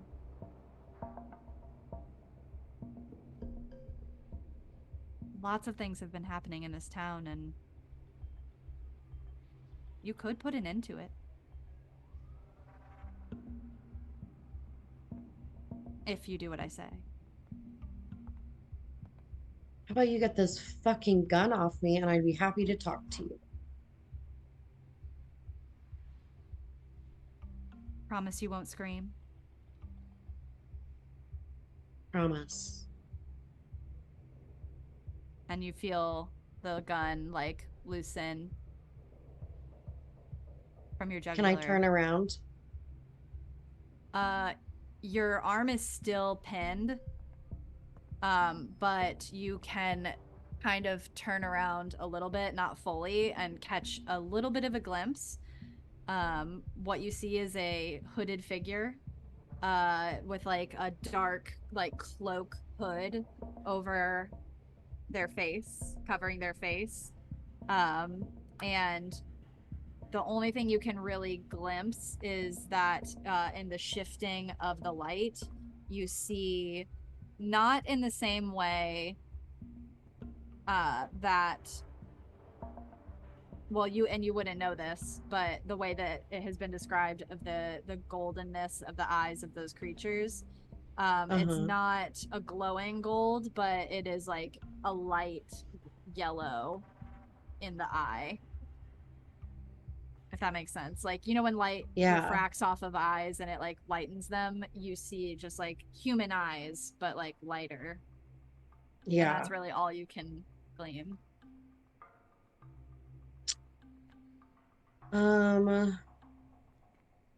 Okay, so I don't know. Okay. So Ronni, I mean, Ken Mark's daughter definitely took some self-defense classes, right? Oh yeah. Like, do I feel like I could break this grip? Or do I feel like they are way stronger than me and like holding way too tight or anything like that? You get a sense that just based on your agreeing and her taking the gun off of you, that she is in the in-between of trusting you and not trusting you. So if you were going to strike, now would be your chance, but you know that if it were to go wrong, she could immediately overpower you and end you. Okay, I'll just like as she lowers the gun, say, and you could let go of my arm. Ouch. Oh. Are you trying to convince her to let you go? Yeah. I'm trying to convince her that I'm just like real chill and let's just have a conversation. That's cute. But we're not going to be doing this here. And you feel the grip on your arm from her hands tighten almost to a piercing sharpness where her fingers are touching. You can't tell if it's heat, you can't tell if it's her stabbing you, you can't tell what the sensation is. But in a brief moment, all of the air is sucked out of your lungs. And as soon as you feel, it's like, you know, when you jump underwater and you inhale accidentally, and you get like Mhm. that feeling of water filling your nose. Yep. You feel that, and then as soon as you take a breath out, or like you go to take your next breath, you don't feel it anymore, and you wake up and you are back in the woods in that same spot that you saw Steve find Josie's body. Do I feel like I am waking up from a dream, or do I feel like I fell asleep and now this is me waking up? You feel closer to you just woke up from a dream. It feels Okay. like the seeing Steve again, being back in your house again feels like not reality, and this feels like real reality. I think I'm gonna just like get up and start running toward my house. She's still holding you.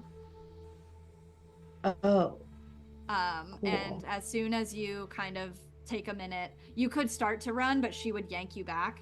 Oh, no, Yeah. no, no. No, no, no. You said we were going to talk. You said you were going to cooperate. Didn't she Was say I that? not? Didn't she say that? She starts saying out to the woods. Didn't she say? I heard her say that. And you hear the crunch, crunch, crunch, crunch, crunch of footsteps.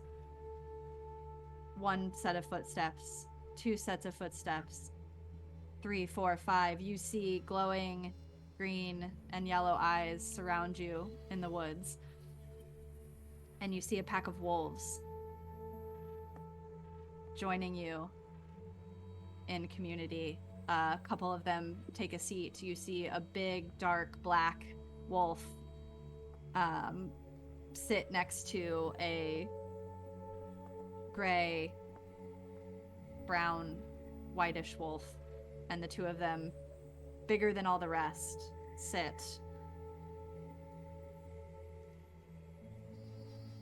That's what I heard her say. That's what I heard you say. My friends will tell you. I'm gonna try to. So I have like an old school like tape recorder. Mm-hmm. It was my dad's, Yeah. and it's like in a side like belt loop thing. Mm-hmm. I want to try to like with my elbow hit record. Are you afraid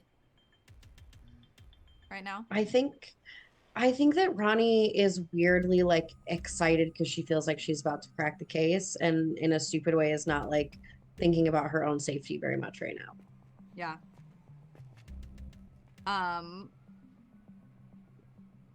Steve. A lot of adrenaline, but not necessarily fear. Sorry. Okay, no, you're good. So a lot of adrenaline, not necessarily fear. Cut to Steve and Onyx. Cinematically, the glow of the big black wolf's eyes would cut to Onyx in the living room of Ken's house. A lot of tied cuts here. Ken is continuing on his journey of inviting you all to stay here if you need to.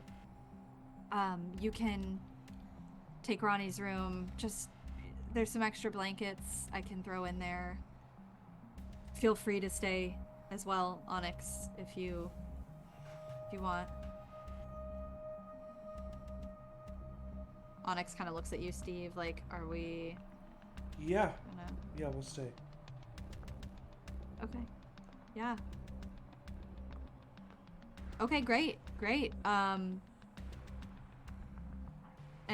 if you want, we can go in the morning to the station, or if you want to stay here, I'll go right now. What would make you feel We can go in the best? morning. Okay. Do I feel like it's been 5 minutes yet? Yeah. Okay. Then yeah, I would just like say, well, I guess I know where it is. Yeah. Onyx, let me show you. Thanks a lot. Of course. Yeah, Steve, always. You're always welcome here. Thanks. Okay. I really trust you, Ken. Yeah, that's means a lot to me. I know you wouldn't hurt us.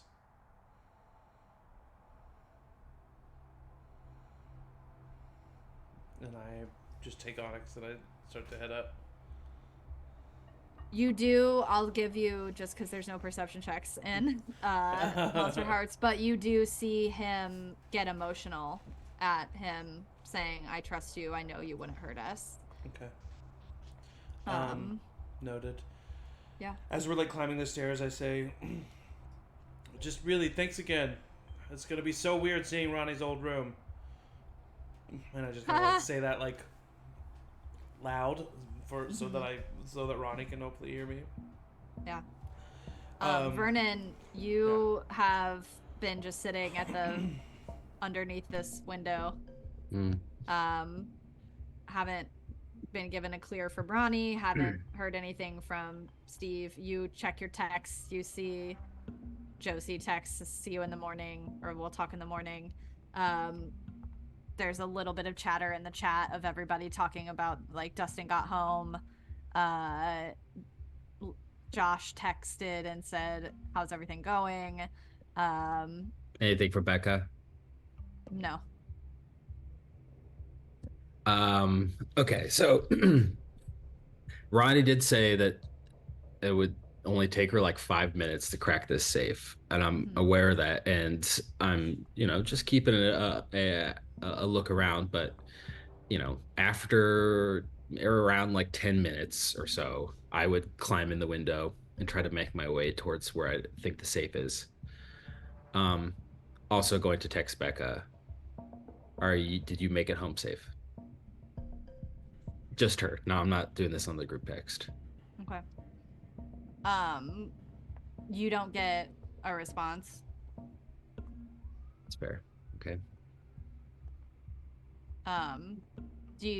So then Steve, you make your way up to Ronnie's room? Yeah, well, what I was gonna say is because like I was like, okay, well, I know where it is, I'm gonna head out. Like, I figured he just like came down real quick, and so I do, like, as soon as I get like up the stairs and out of sight, just very quickly like sprint over to what I know Ronnie's dad's room to be, and just like open the door to say like, because that's where I do know that they went to his room, not her room, right? Technically, we went to his office because he has like a home office. Yeah, there was the office where the computer was. Okay, so I go to where I know his office to be. Yeah. And I, like, in an attempt to like be like, he's coming, get out of here, and so like I open the door.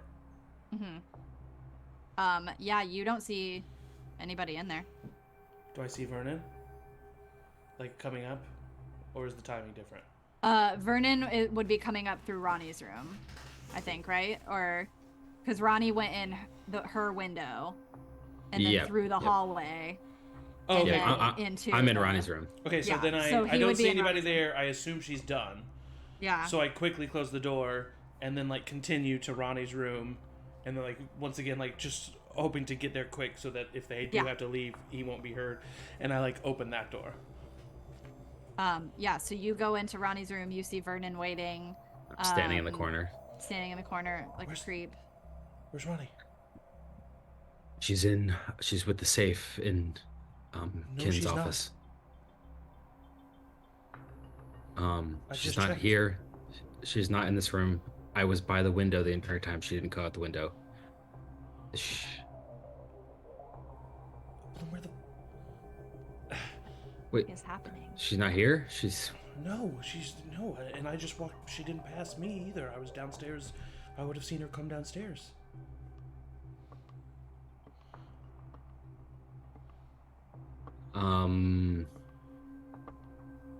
Look, I mean, we need to search this house. I doubt that she would. This isn't good. I'm going to. Ronnie, what is something that would be in your room that you wouldn't have on your person? Something in my room that I wouldn't have on my person. Tamagotchis. I mean, I have like Neopets. journals on journals on journals That are like that have been filled out. Would I that know have where been to- filled would- up. Yeah, Would Steve know where those were? I think so. I mean, she's got so many of them that they're hard to hide. I think there's just like a whole shelf in her closet where they're like organized by year or maybe even by month of the year. Okay, I think I would quickly grab one of those journals, look at Vernon and Onyx, and say, "Cover me." And then I like fall to my knees, and I'm going to attempt to hex Ronni to be able to see through her eyes. Okay. Oh God.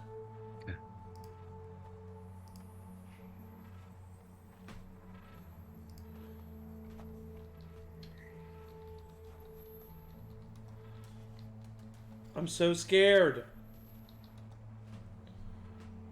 And because I'm using this empathetic token, I do get a +1 to this. Nice. Oof. Oh. Okay, so the hex works, but I choose one. It does me 1 harm. I trigger my darkest self, or it has weird side effects. I'm actually... We do love to keep it feral, right, Angie? We love to keep it feral. Oh, God. Oh, but I'm scared. I'm actually scared. Okay, so...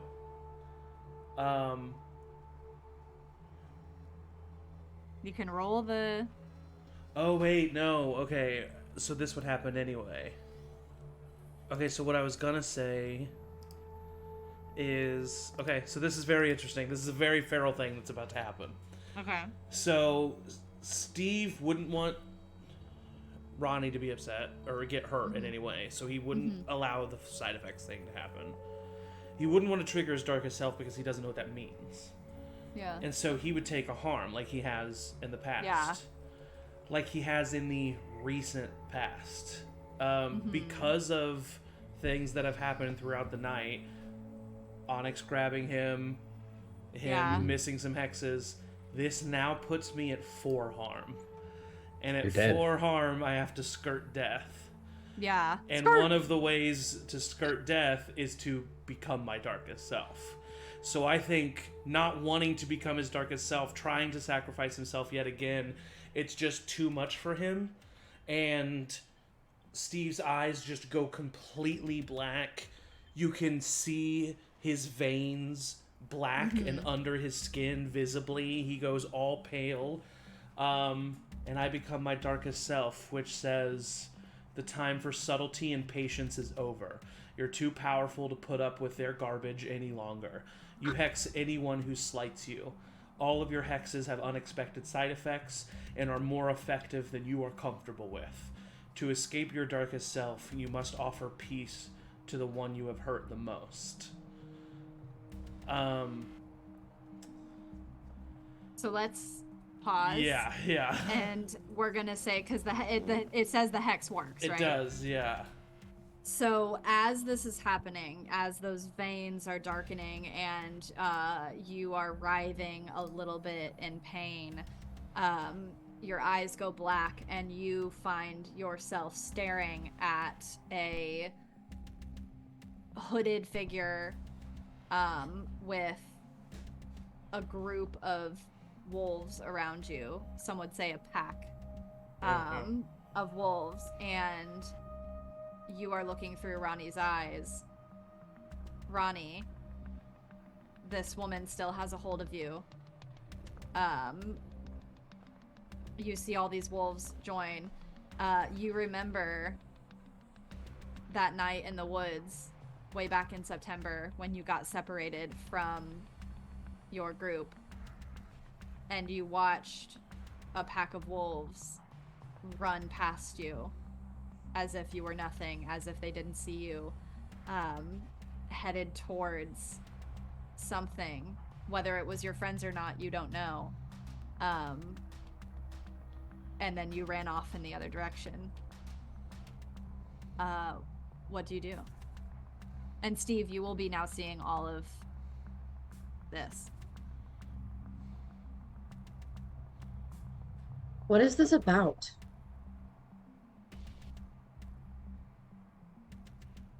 Oh, sweet Ronni. The same thing it's always about. Power.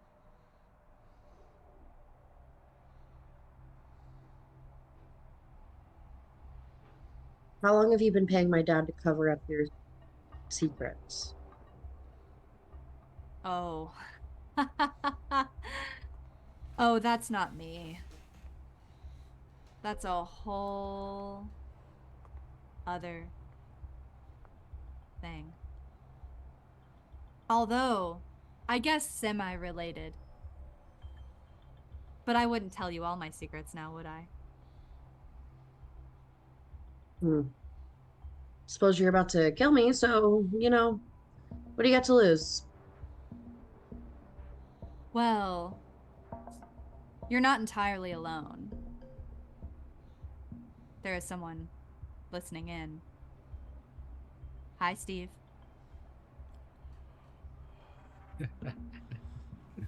Do I recognize the spot that this is at? Because you said it was when I found Rosie's body, right?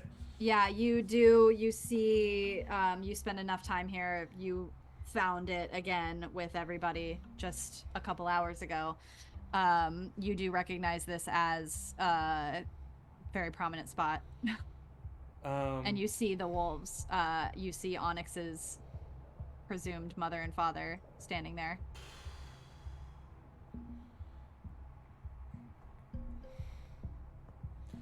You can tell him to leave, I could teach you how. He's in your mind. Watching. How would I do that? Just shut him out. Like you always do. You never listen to him. He keeps you down. He holds you back. These last 3 months were the freest you've ever felt. Oof, okay. I mean, I'm currently my darkest self. I think I would drop the hex. You would? Yeah. After hearing her say that, Okay. I think that Steve's like, his immediate brain is, oh, I'm gonna go kill you. Kill Ronni? No, that woman who's saying that stuff. And so he can't move his body if he's currently watching through Ronnie's eyes, and I think he he cuts off the hex so that he can go and be there. I think that's what he would do. So then Onyx and Vernon, you would see Steve come to. Steve, do you want to describe? Do you look different? What is this darkest self? I think that it looks like I've lost about 30 pounds in just a few minutes. My skin is pale. I have huge dark circles under my eyes. My eyes are all black. Like I said, I think anywhere you can see veins, you see more than you normally would, and they're like just black and dark and just like almost writhing in a couple of places. And I mean, it says you hex anyone who slights you, so I think that he's so mad about Ronni and mad about what that woman just said and mad about that he thinks in this moment, because he's his darkest self, that she's right and that Ronni was happier. And he thinks about Kin and the fact that when Kin got emotional about the trust thing, that makes him think that Kin is bad, and that makes him mad. So he just... I'm just going to walk out of the room with a heavy stride, and I am looking for Kin Marx. Steve. Did you find Ronni? What's happening? Are you okay? Unless you physically grab me, I'm walking away. I think Onyx would. Not to make choices for her, but Steve. I think she would. I try to fight it. Okay, roll to lash out physically. Oh, please let me win, because if I don't win, this is going to be bad. That's with volatile. Yeah, which I have a -1 to. It's a 9. Okay. So you give Onyx 1 harm, so we'll remind her. Oh gosh, Jenn. I'm sorry. Jenn 1 harm. Maybe she's watching. Jenn, you have a harm. And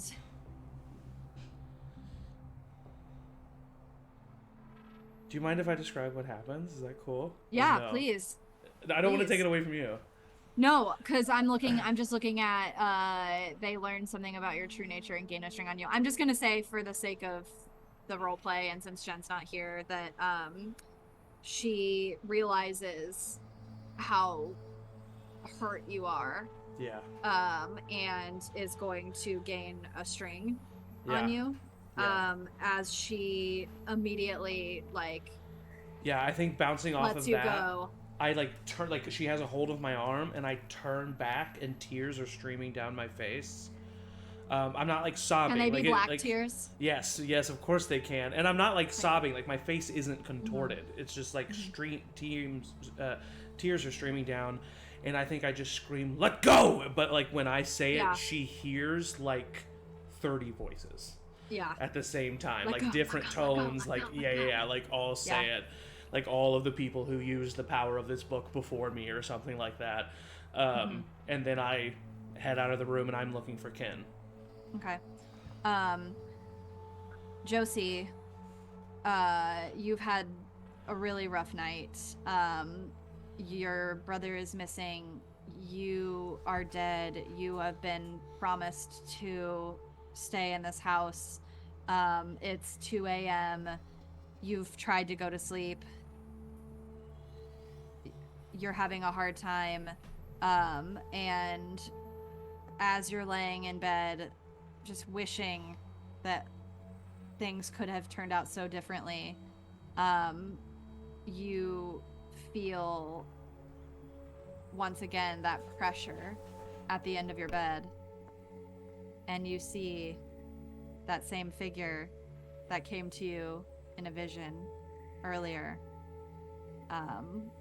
but this time it's real and you're awake. No. And it's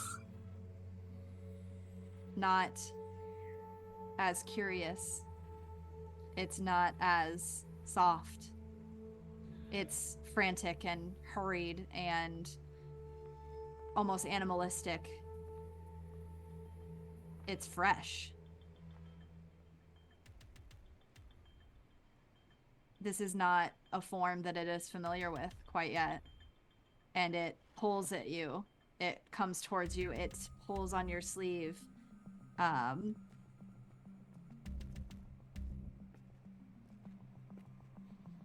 It's grunting.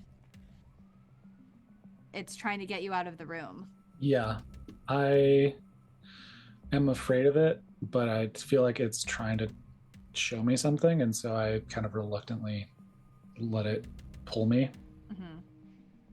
It swings open the door to your room and bounds down the stairs and out the door of your house. And you can't help but remember the time that fake Steve on all fours ran out of the art fair. I shoot a look over to my parents' bedroom door and just say, "I'm sorry." And Ghost walk out of the music is so cinematic in that moment. Yeah. As you follow Josie, you realize that it is leading you back to the woods. Yeah. Which is kind of what I expected, and I'm feeling like it's taking me to just kind of one of two places, and one of them is a place that we've already been, and I try to keep up with this thing that's running in this animalistic form, and once we get back to the woods, I use my ghost abilities to kind of just pass through things and move through the branches and trees, trying to keep up with it. Lovely.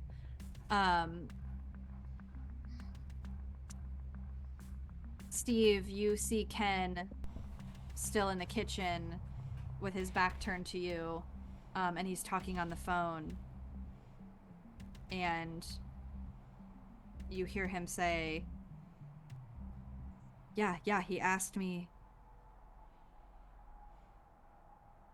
not to feel guilty, but I don't know, I feel guilty. I mean, he should know, right? He should know. Yeah. Oh god, I feel so bad about my darkest self. I say face me to him, and like he hears like a bunch of different voices. He like throws the phone down. I'm Jesus standing Christ. behind Steve, but I'm letting Steve do this. But I am in Yeah, open sight. Onyx is kind of the same, like, oh, buddy's going through something. He turns around and looks at you. Steve, I am going to roll to hex Ken as I start chanting in tongues at him. Oh my god. What's the hex that you're doing? I kind of want to save it to see if, because it's a pretty big deal. I do have a string on him from our conversation, so I'll use that if I have to. Okay, that's a 10, so I don't need it. Yeah, so you might, yeah. I am using the hex wither.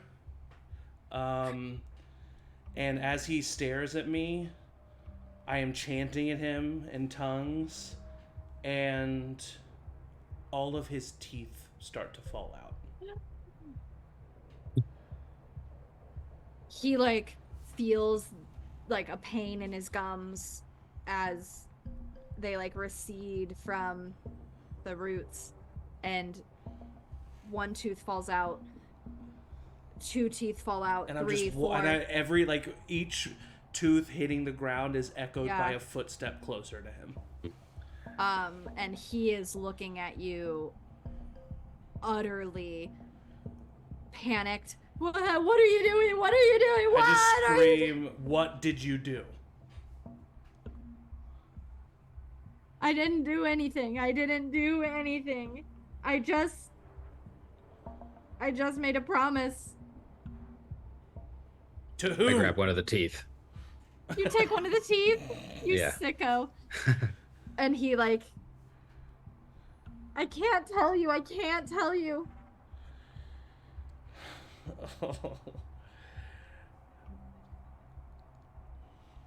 What did you do to your daughter? His eyes go wide. He's like covering his mouth. I would like to imagine, is Wither only say that his teeth fall out? It says the hex loses all their hair, or their teeth starts falling out, or their period arrives unexpected and heavy, or their skin gets all sickly and spotty. Whatever the specifics, it's bad.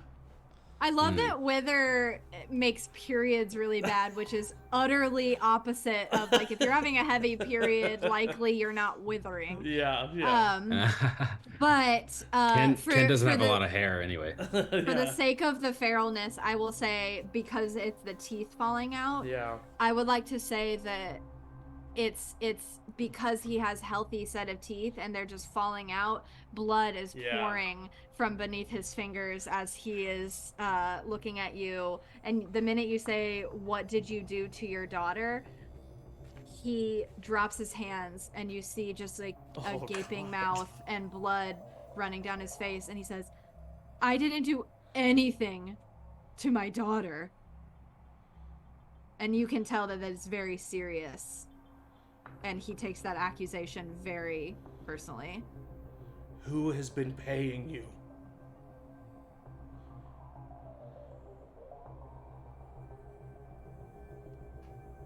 Mother. And Ronni, you see in your vicinity, not only is the wolves surrounding you, but you see a small humanoid figure creep up to the side,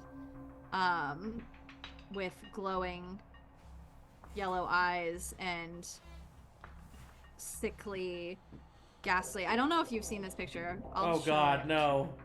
I'll show it to everybody, Oh, and you can show God. the stream. I don't know. Have we ever showed the stream even? Yeah, we have. We have. You would see Ronni, a figure like this. Oh gosh. Can you see? Oh, yeah. Okay.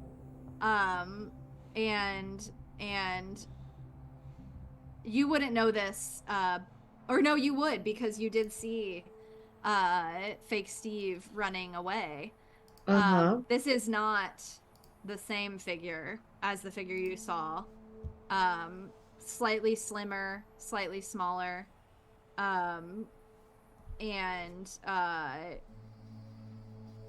it joins the woman or the person next to her and kind of just settles comfortably in. Now, Ronni, I'll give you one more chance. You can leave, take your information with you, never come back, or you can join us and save all your friends.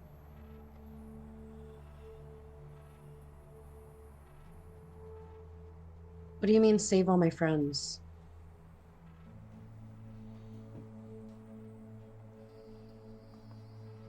I've promised something to someone who has in turn promised something to me.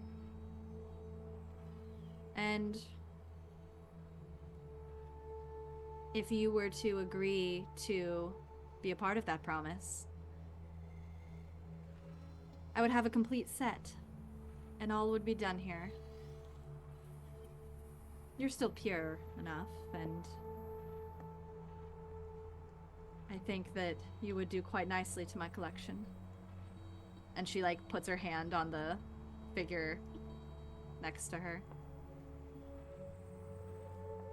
But if you choose not to, you choose to run away, save yourself,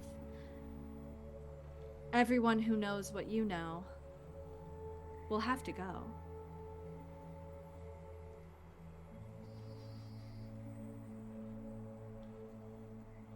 And what if I say neither? The world is full of choices, and we always must make one. So you'll leave here having chosen one. Or I'll choose for you. And we know which one I'll choose. It's a classic conundrum, really. Sacrifice one to save the many. I think they teach this in ethics classes. Before I agree to join you, what does my dad have to do with any of this? I want the whole truth, not some riddle. Oh, Ken Marx. An unfortunate bystander. He didn't need to be brought in. But unfortunately, that wasn't my choice. He was brought in by someone else. The person who I have the promise to, who promised something to me, you know. Out of my hands, really.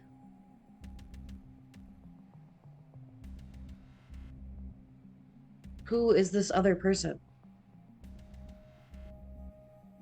That's their business, darling, not mine.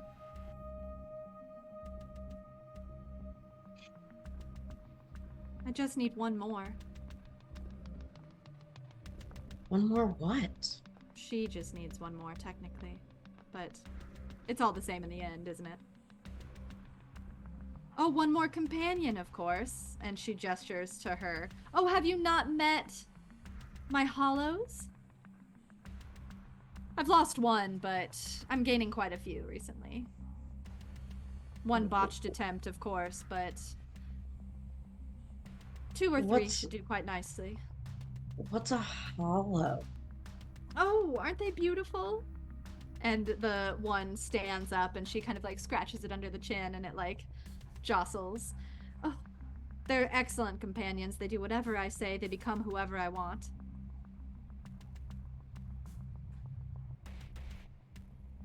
Did you kill Josie?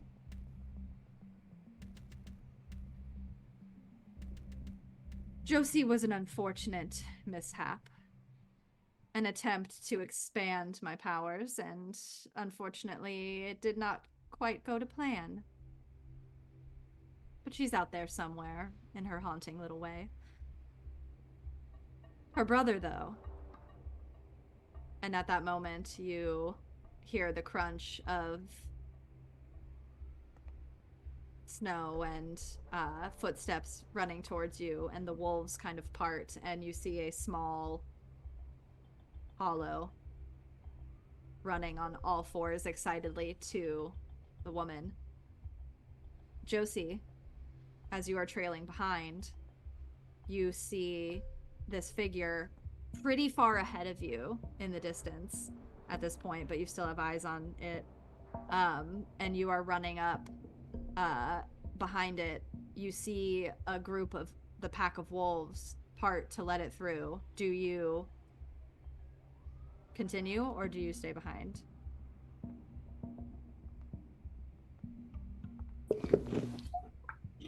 I think I would try and stay as close to it as possible. Running kind of almost into the clearing before I realize where I'm at. Okay. So you see the wolves, you process them. As you get a little bit closer, you see a hooded figure, and the figure you've been following leap up next to another figure that looks just like it. And they kind of, keel into each other. There's a little playful exchange. If you see that, do you continue to make yourself known? I think I would slow down and stop and not trying to hide myself, but now looking to both of them, trying to figure out if this one's also going to be not necessarily friendly, but not immediately hostile also. Yeah, Steve. Sorry, I just with time passing at this situation, I just wanted to let you know that even though he is his darkest self, I think that Steve is very worried about Ronni, and when he admits that he didn't do anything to Ronni, I think that he thinks that okay, so he can't stop whatever's happening, so he's just gonna leave. I actually think he might look at Vernon and say, "Drink him dry for all I care," and then is going to leave and sprint towards the woods. What do you do, Vernon? Ken is bleeding in front of you, having said that he isn't the one that's responsible for anything about Ronni. Do I think he's telling the truth? Inside check. Yeah. Yeah, no, you based on his reaction to everything that's going on, this man is frightened, but that shift when he was it was insinuated that he had done anything to harm Ronni, you believe that he may be caught up in some fishy business, but Ronnie's disappearance and him covering up anything are two separate factors. Got it. I pull up a chair next to him. Onyx would follow you, Steve. Yeah. Vernon, you pull up a chair. And also quickly catch up to me. Oh yeah. I'm still a chubby little kid. But a powerful witch. Yeah. So I don't chubby show little it. witch. Just imagining someone with black eyes and dark veins and super crazy shit happening, just being it's very funny to me. That is, I love that juxtaposition. Yeah, I look at Ken, just like bleeding out of his mouth. I'm a little shocked that Yeah. Steve has done this. I knew No Steve. teeth. All his teeth are gone now. Yeah, I grab a few more. He like watches you and is like, So, Ken, whose mother? And listen, it sounds like you're up to a lot of no good, and frankly, I think you're pathetic and undeserving. And I don't want to say that you losing all your teeth like this was something that should have happened to you, but I'm not going to certainly stop it. that was really mean.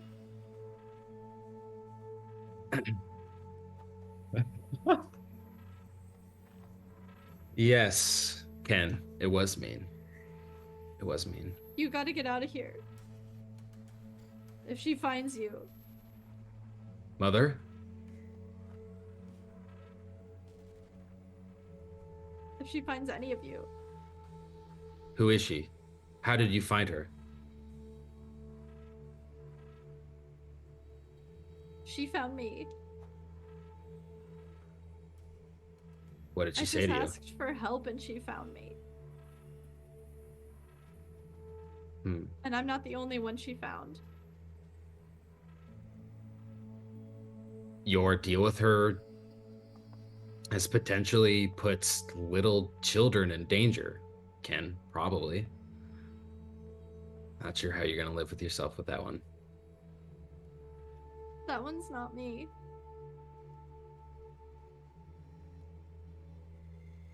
That one's different.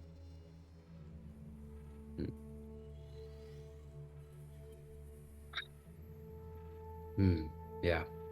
Well, of course, I'm gonna just let you be here. I'm just gonna leave you. Thank you. Yeah. And of course, you're not gonna tell anyone that Steve or I or Onyx were here at all. No. Excellent. I don't tell a lot of secrets. I haven't told anybody where your parents are.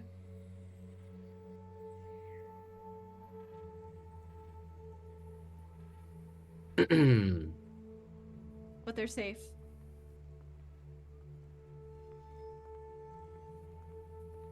And you should go.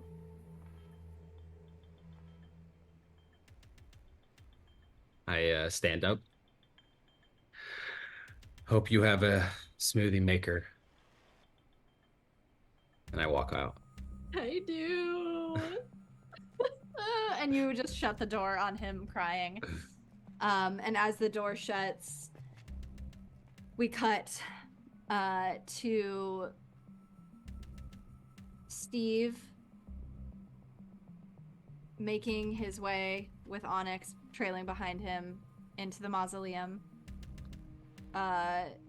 Josie, you see that the figure that you had been following just kind of settles in next to the hooded figure. And as you're processing all this, you do see Ronni encircled with the hooded figure holding her. The two figures, the two hollows, sitting directly to her right, and a group of wolves encircling the rest of the way. You know that it would be extremely dangerous to make yourself known, but you also know that you're a ghost, and what could they do to you? Yeah, I look to see if Ronni is here at her own will, is kind of what I'm watching for. You would see that Ronni, she's being held, like the woman is holding her, and Ronni looks displeased. All context clues would point to, if you were to walk by the street of like a city and you see that grasp with this demeanor, you would think that there was some danger going on. I think I wouldn't be able to like stop this, knowing that this is probably Mother, and would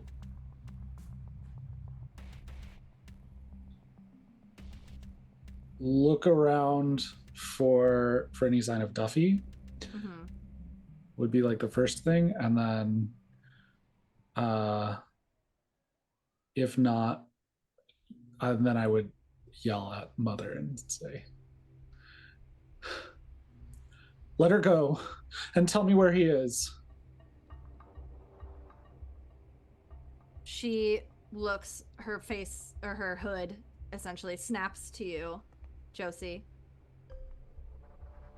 And though you cannot see her face, you see the rigidness of her body language loosen as she sees you. Oh, Josie! Well, well, well. Come in, come here. Everyone, this is the botched attempt I was telling you about. We tried, didn't we? She like looks at the hollows. Well, Jacob tried, and he failed. But you won't fail, will you, Tessa? You won't fail, will you, Duffy? She looks at the two hollows. And you remember, I don't know if you guys remember this, but the two kids missing before were Jacob and Tessa.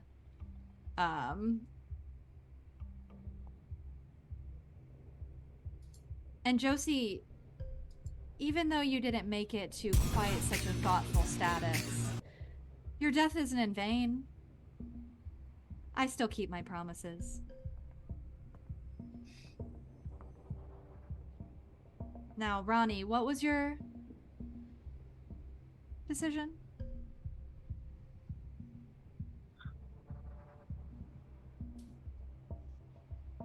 What does it mean if I join you? You'll become... And she gestures to the hollows. And you'll live a life free of mortal toil. You can be whoever you want. You can go wherever you want. You can do whatever you want. And you love that, don't you, Ronni? You love the freedom. You can take on a life of your own. You can change who you are. You can be who you want to be. And if you're tired of that, you can shed that skin. Be someone else. For as long as you want. So you're telling me that all of these children here get to be what they want to be? Get to make their own choices? They still have to bring me what I want every now and again, as any job inquires. But Josie knows. Josie, you met one of my creations. Convincing, wasn't he? I don't know what he was. But give me my brother back. Please. It's too late for that, sweetheart. No. He's with me now. And she pets the smaller figure that you were following. Not Duffy.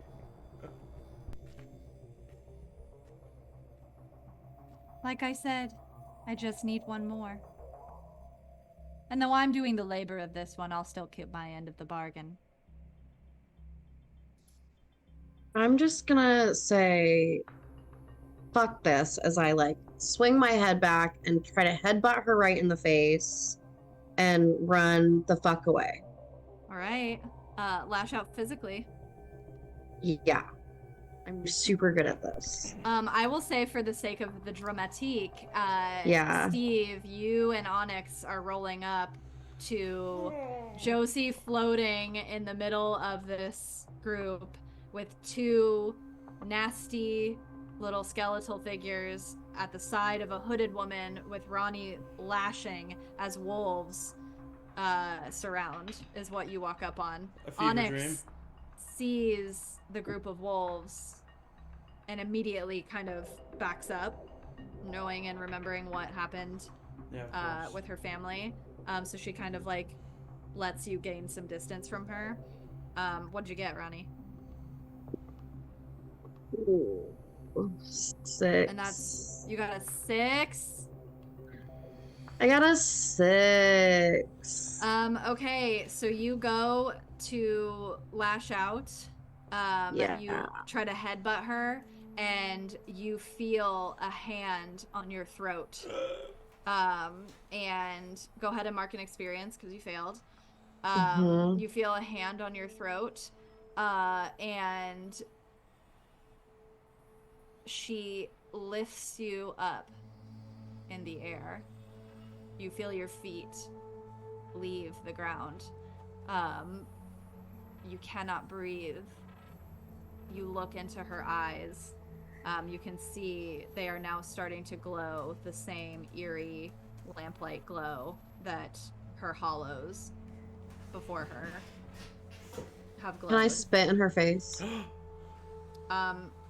You can try, but it takes air to get spit to travel, so you kind of just end up drooling a little bit on the front of your face. And she kind of giggles and she's like, Ronni, I asked you to make a decision, and you couldn't do that. So we'll spend the rest of your existence helping you learn that lesson. And she squeezes your throat, and you feel your neck snap. You feel all of the air leave your lungs. Your arms and legs go limp. And she smiles as the fingers of her hand extend around the entirety of your throat, and her nails grow in and go into the back of your neck where your spinal cord is attached to your head. And a blast, like a light, comes from her hand, and she lets go, and you drop to the ground, and you take 4 harm. Yep. And you cannot skirt death. Yep. Because you have been killed by a legendary entity. Vernon, Josie, and Onyx, you all see... Steve, I'm not there, right? Oh, no, sorry. Steve, Josie, Onyx. I don't see this. Sorry, Vernon. You are trailing behind, though. The one time you don't see something wild. And so you all see this woman lift Ronni up and drop her. And she lies limp. And she looks at her hollows, and she says, let's give her a little space, shall we? And the 2 hollows take off into the distance. The wolves stand up and separate. Josie, do you do anything, being in the center of it?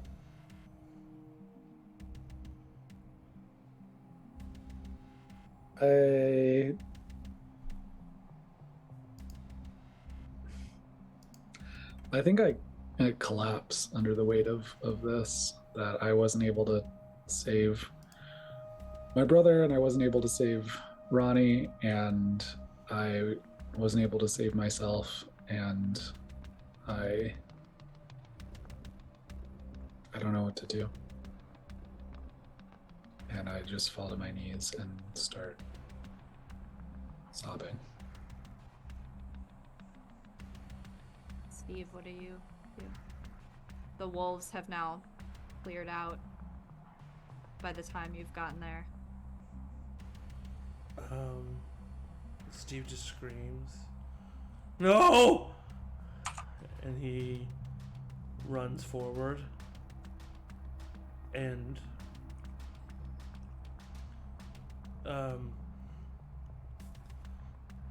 grabs Ronni. Can he tell that she's dead? Yeah. You have spent enough time with the body of Josie, unfortunately, that you can tell that the life has left her. No. No, I'm sorry. No, I'm sorry. And I think,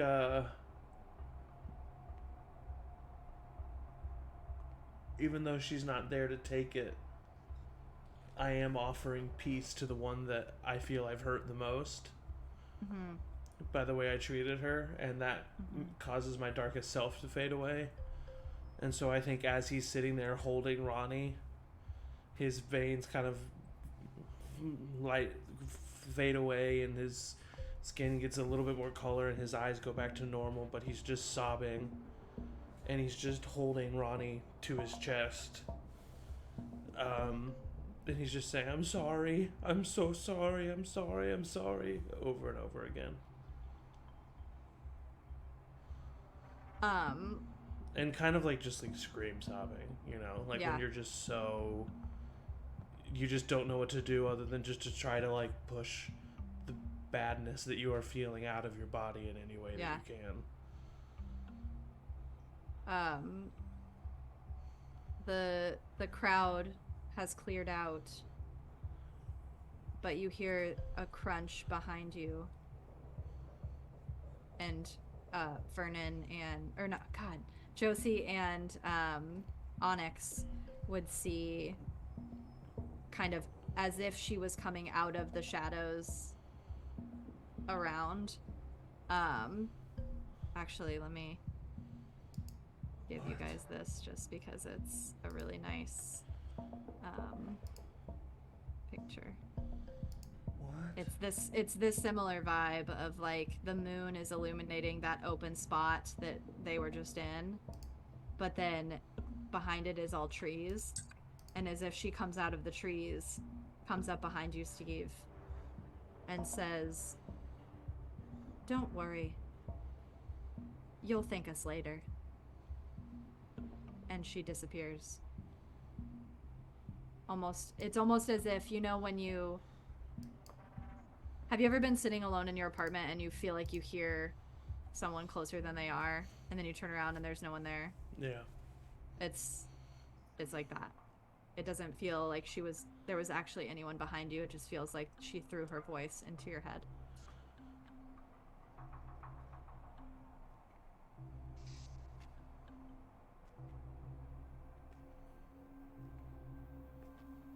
Steve just sobs.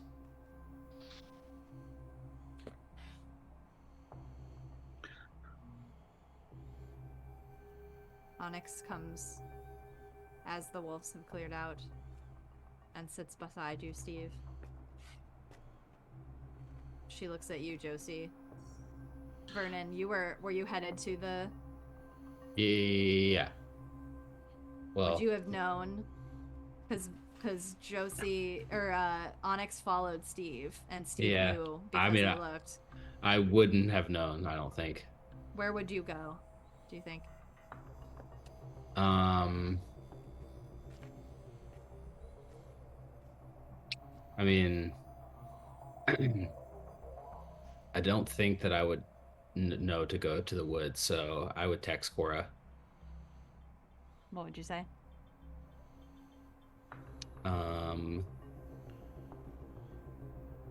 Can I talk to you in my place?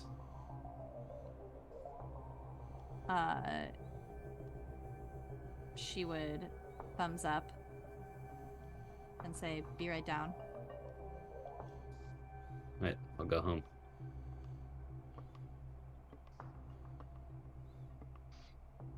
Steve,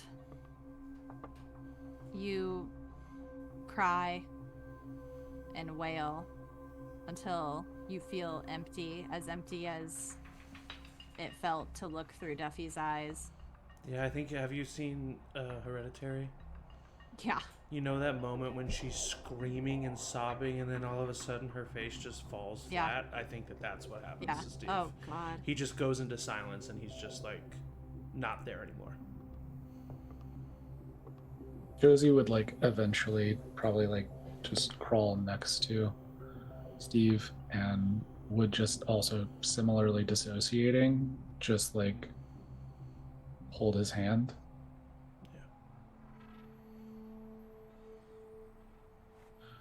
Steve, you get a text from your mom.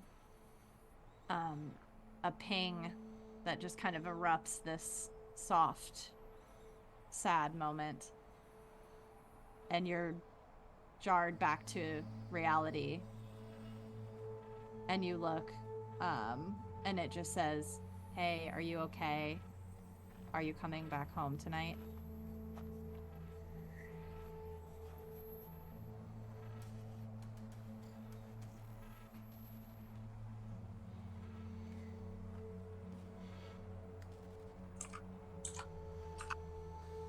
Sorry.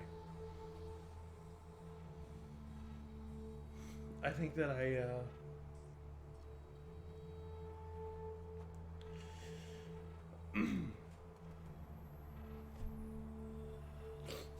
think that... Sorry. You're good. This is big, yeah. We can also end. I think that I just text her back and I say, "Mom, I need you."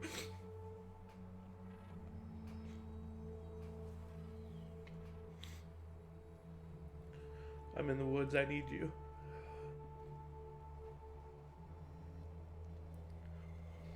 She immediately texts back and said, "I'm on my way. I'm coming."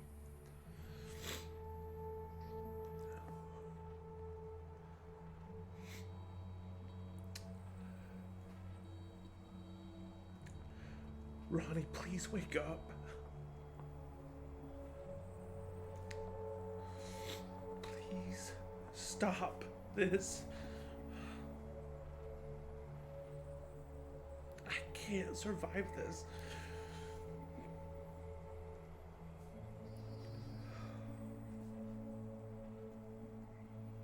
You just go silent again.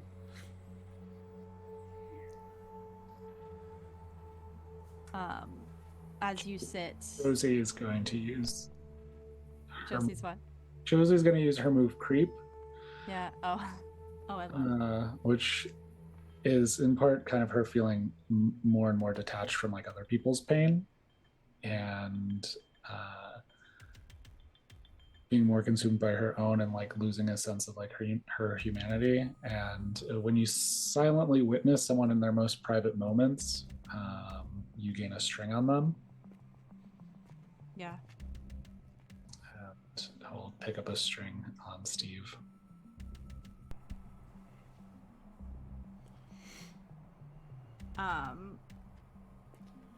Snow begins to fall.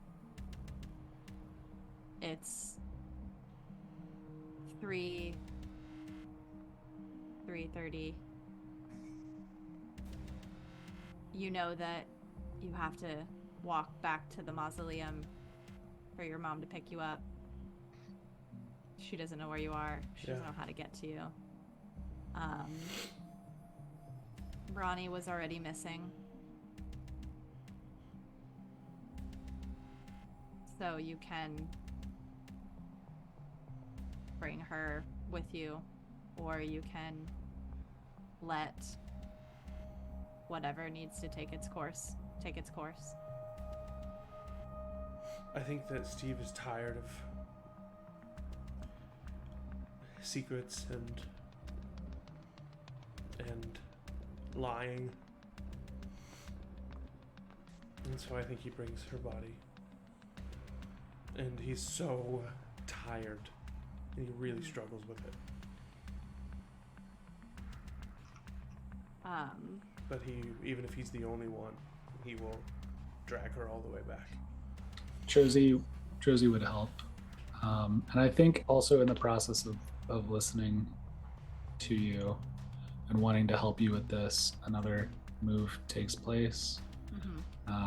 That's called transference, where you would heal a harm, but also I would take on all of your harm. Well, you don't have any harm anymore because you don't technically got your darkest self. Yeah, when I went my darkest self, it went away. But I mean, if you want to mechanically, if you want to, like, I'd be down with you kind of saying like you do take some of my emotional harm, like like maybe I'm like not as like on the verge of literally like, you know how you can like physically die of an actual like broken heart. Like I think I'm like not close to that anymore. It's like, you know what I mean? So I think that maybe you get like, I don't know, it's just like a super intense version of being an empath. You like literally take on some of my emotions. I would say, you would feel a little bit more calm. Josie, you might feel some like tears stinging in your eyes as it kind of evens out.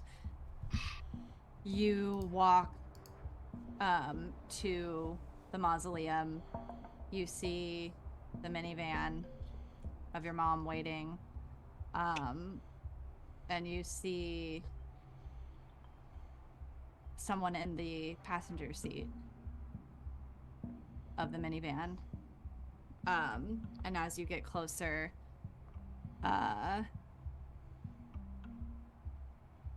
you see that it's a male figure. And as you get closer, you see your mom looking out at you, extremely concerned look on your face as she starts to take in your emotional state and also the fact that you're holding a limp body in your hand. And she says, "What have you done?" And behind her, you see the figure pop his head out. And Steve, you see your dad. And that's where we're going to end tonight's session. And I love you so much. Thank you all for coming tonight. We are going to sit in a room together and debrief. Because that's what Monsterhearts is all about, is taking care of each other. I love this group very much, and we're gonna go make sure that everything that happened here tonight is okay. It's awesome. We love you. It's so good. It's so good. I love you guys. So Thanks much. for letting me crash. Ronni, we'll see what happens. Steve, we'll see what happens. Vernon, Josie, Onyx. We're going to do a time jump probably at the beginning of next session, so bear with us. But we love you. Thank you for joining us. Thank you to these beautiful, brave players for going to these depths with me and with each other. We're going to go. We'll see you next time. Peace and love. Bye. Bye. Bye.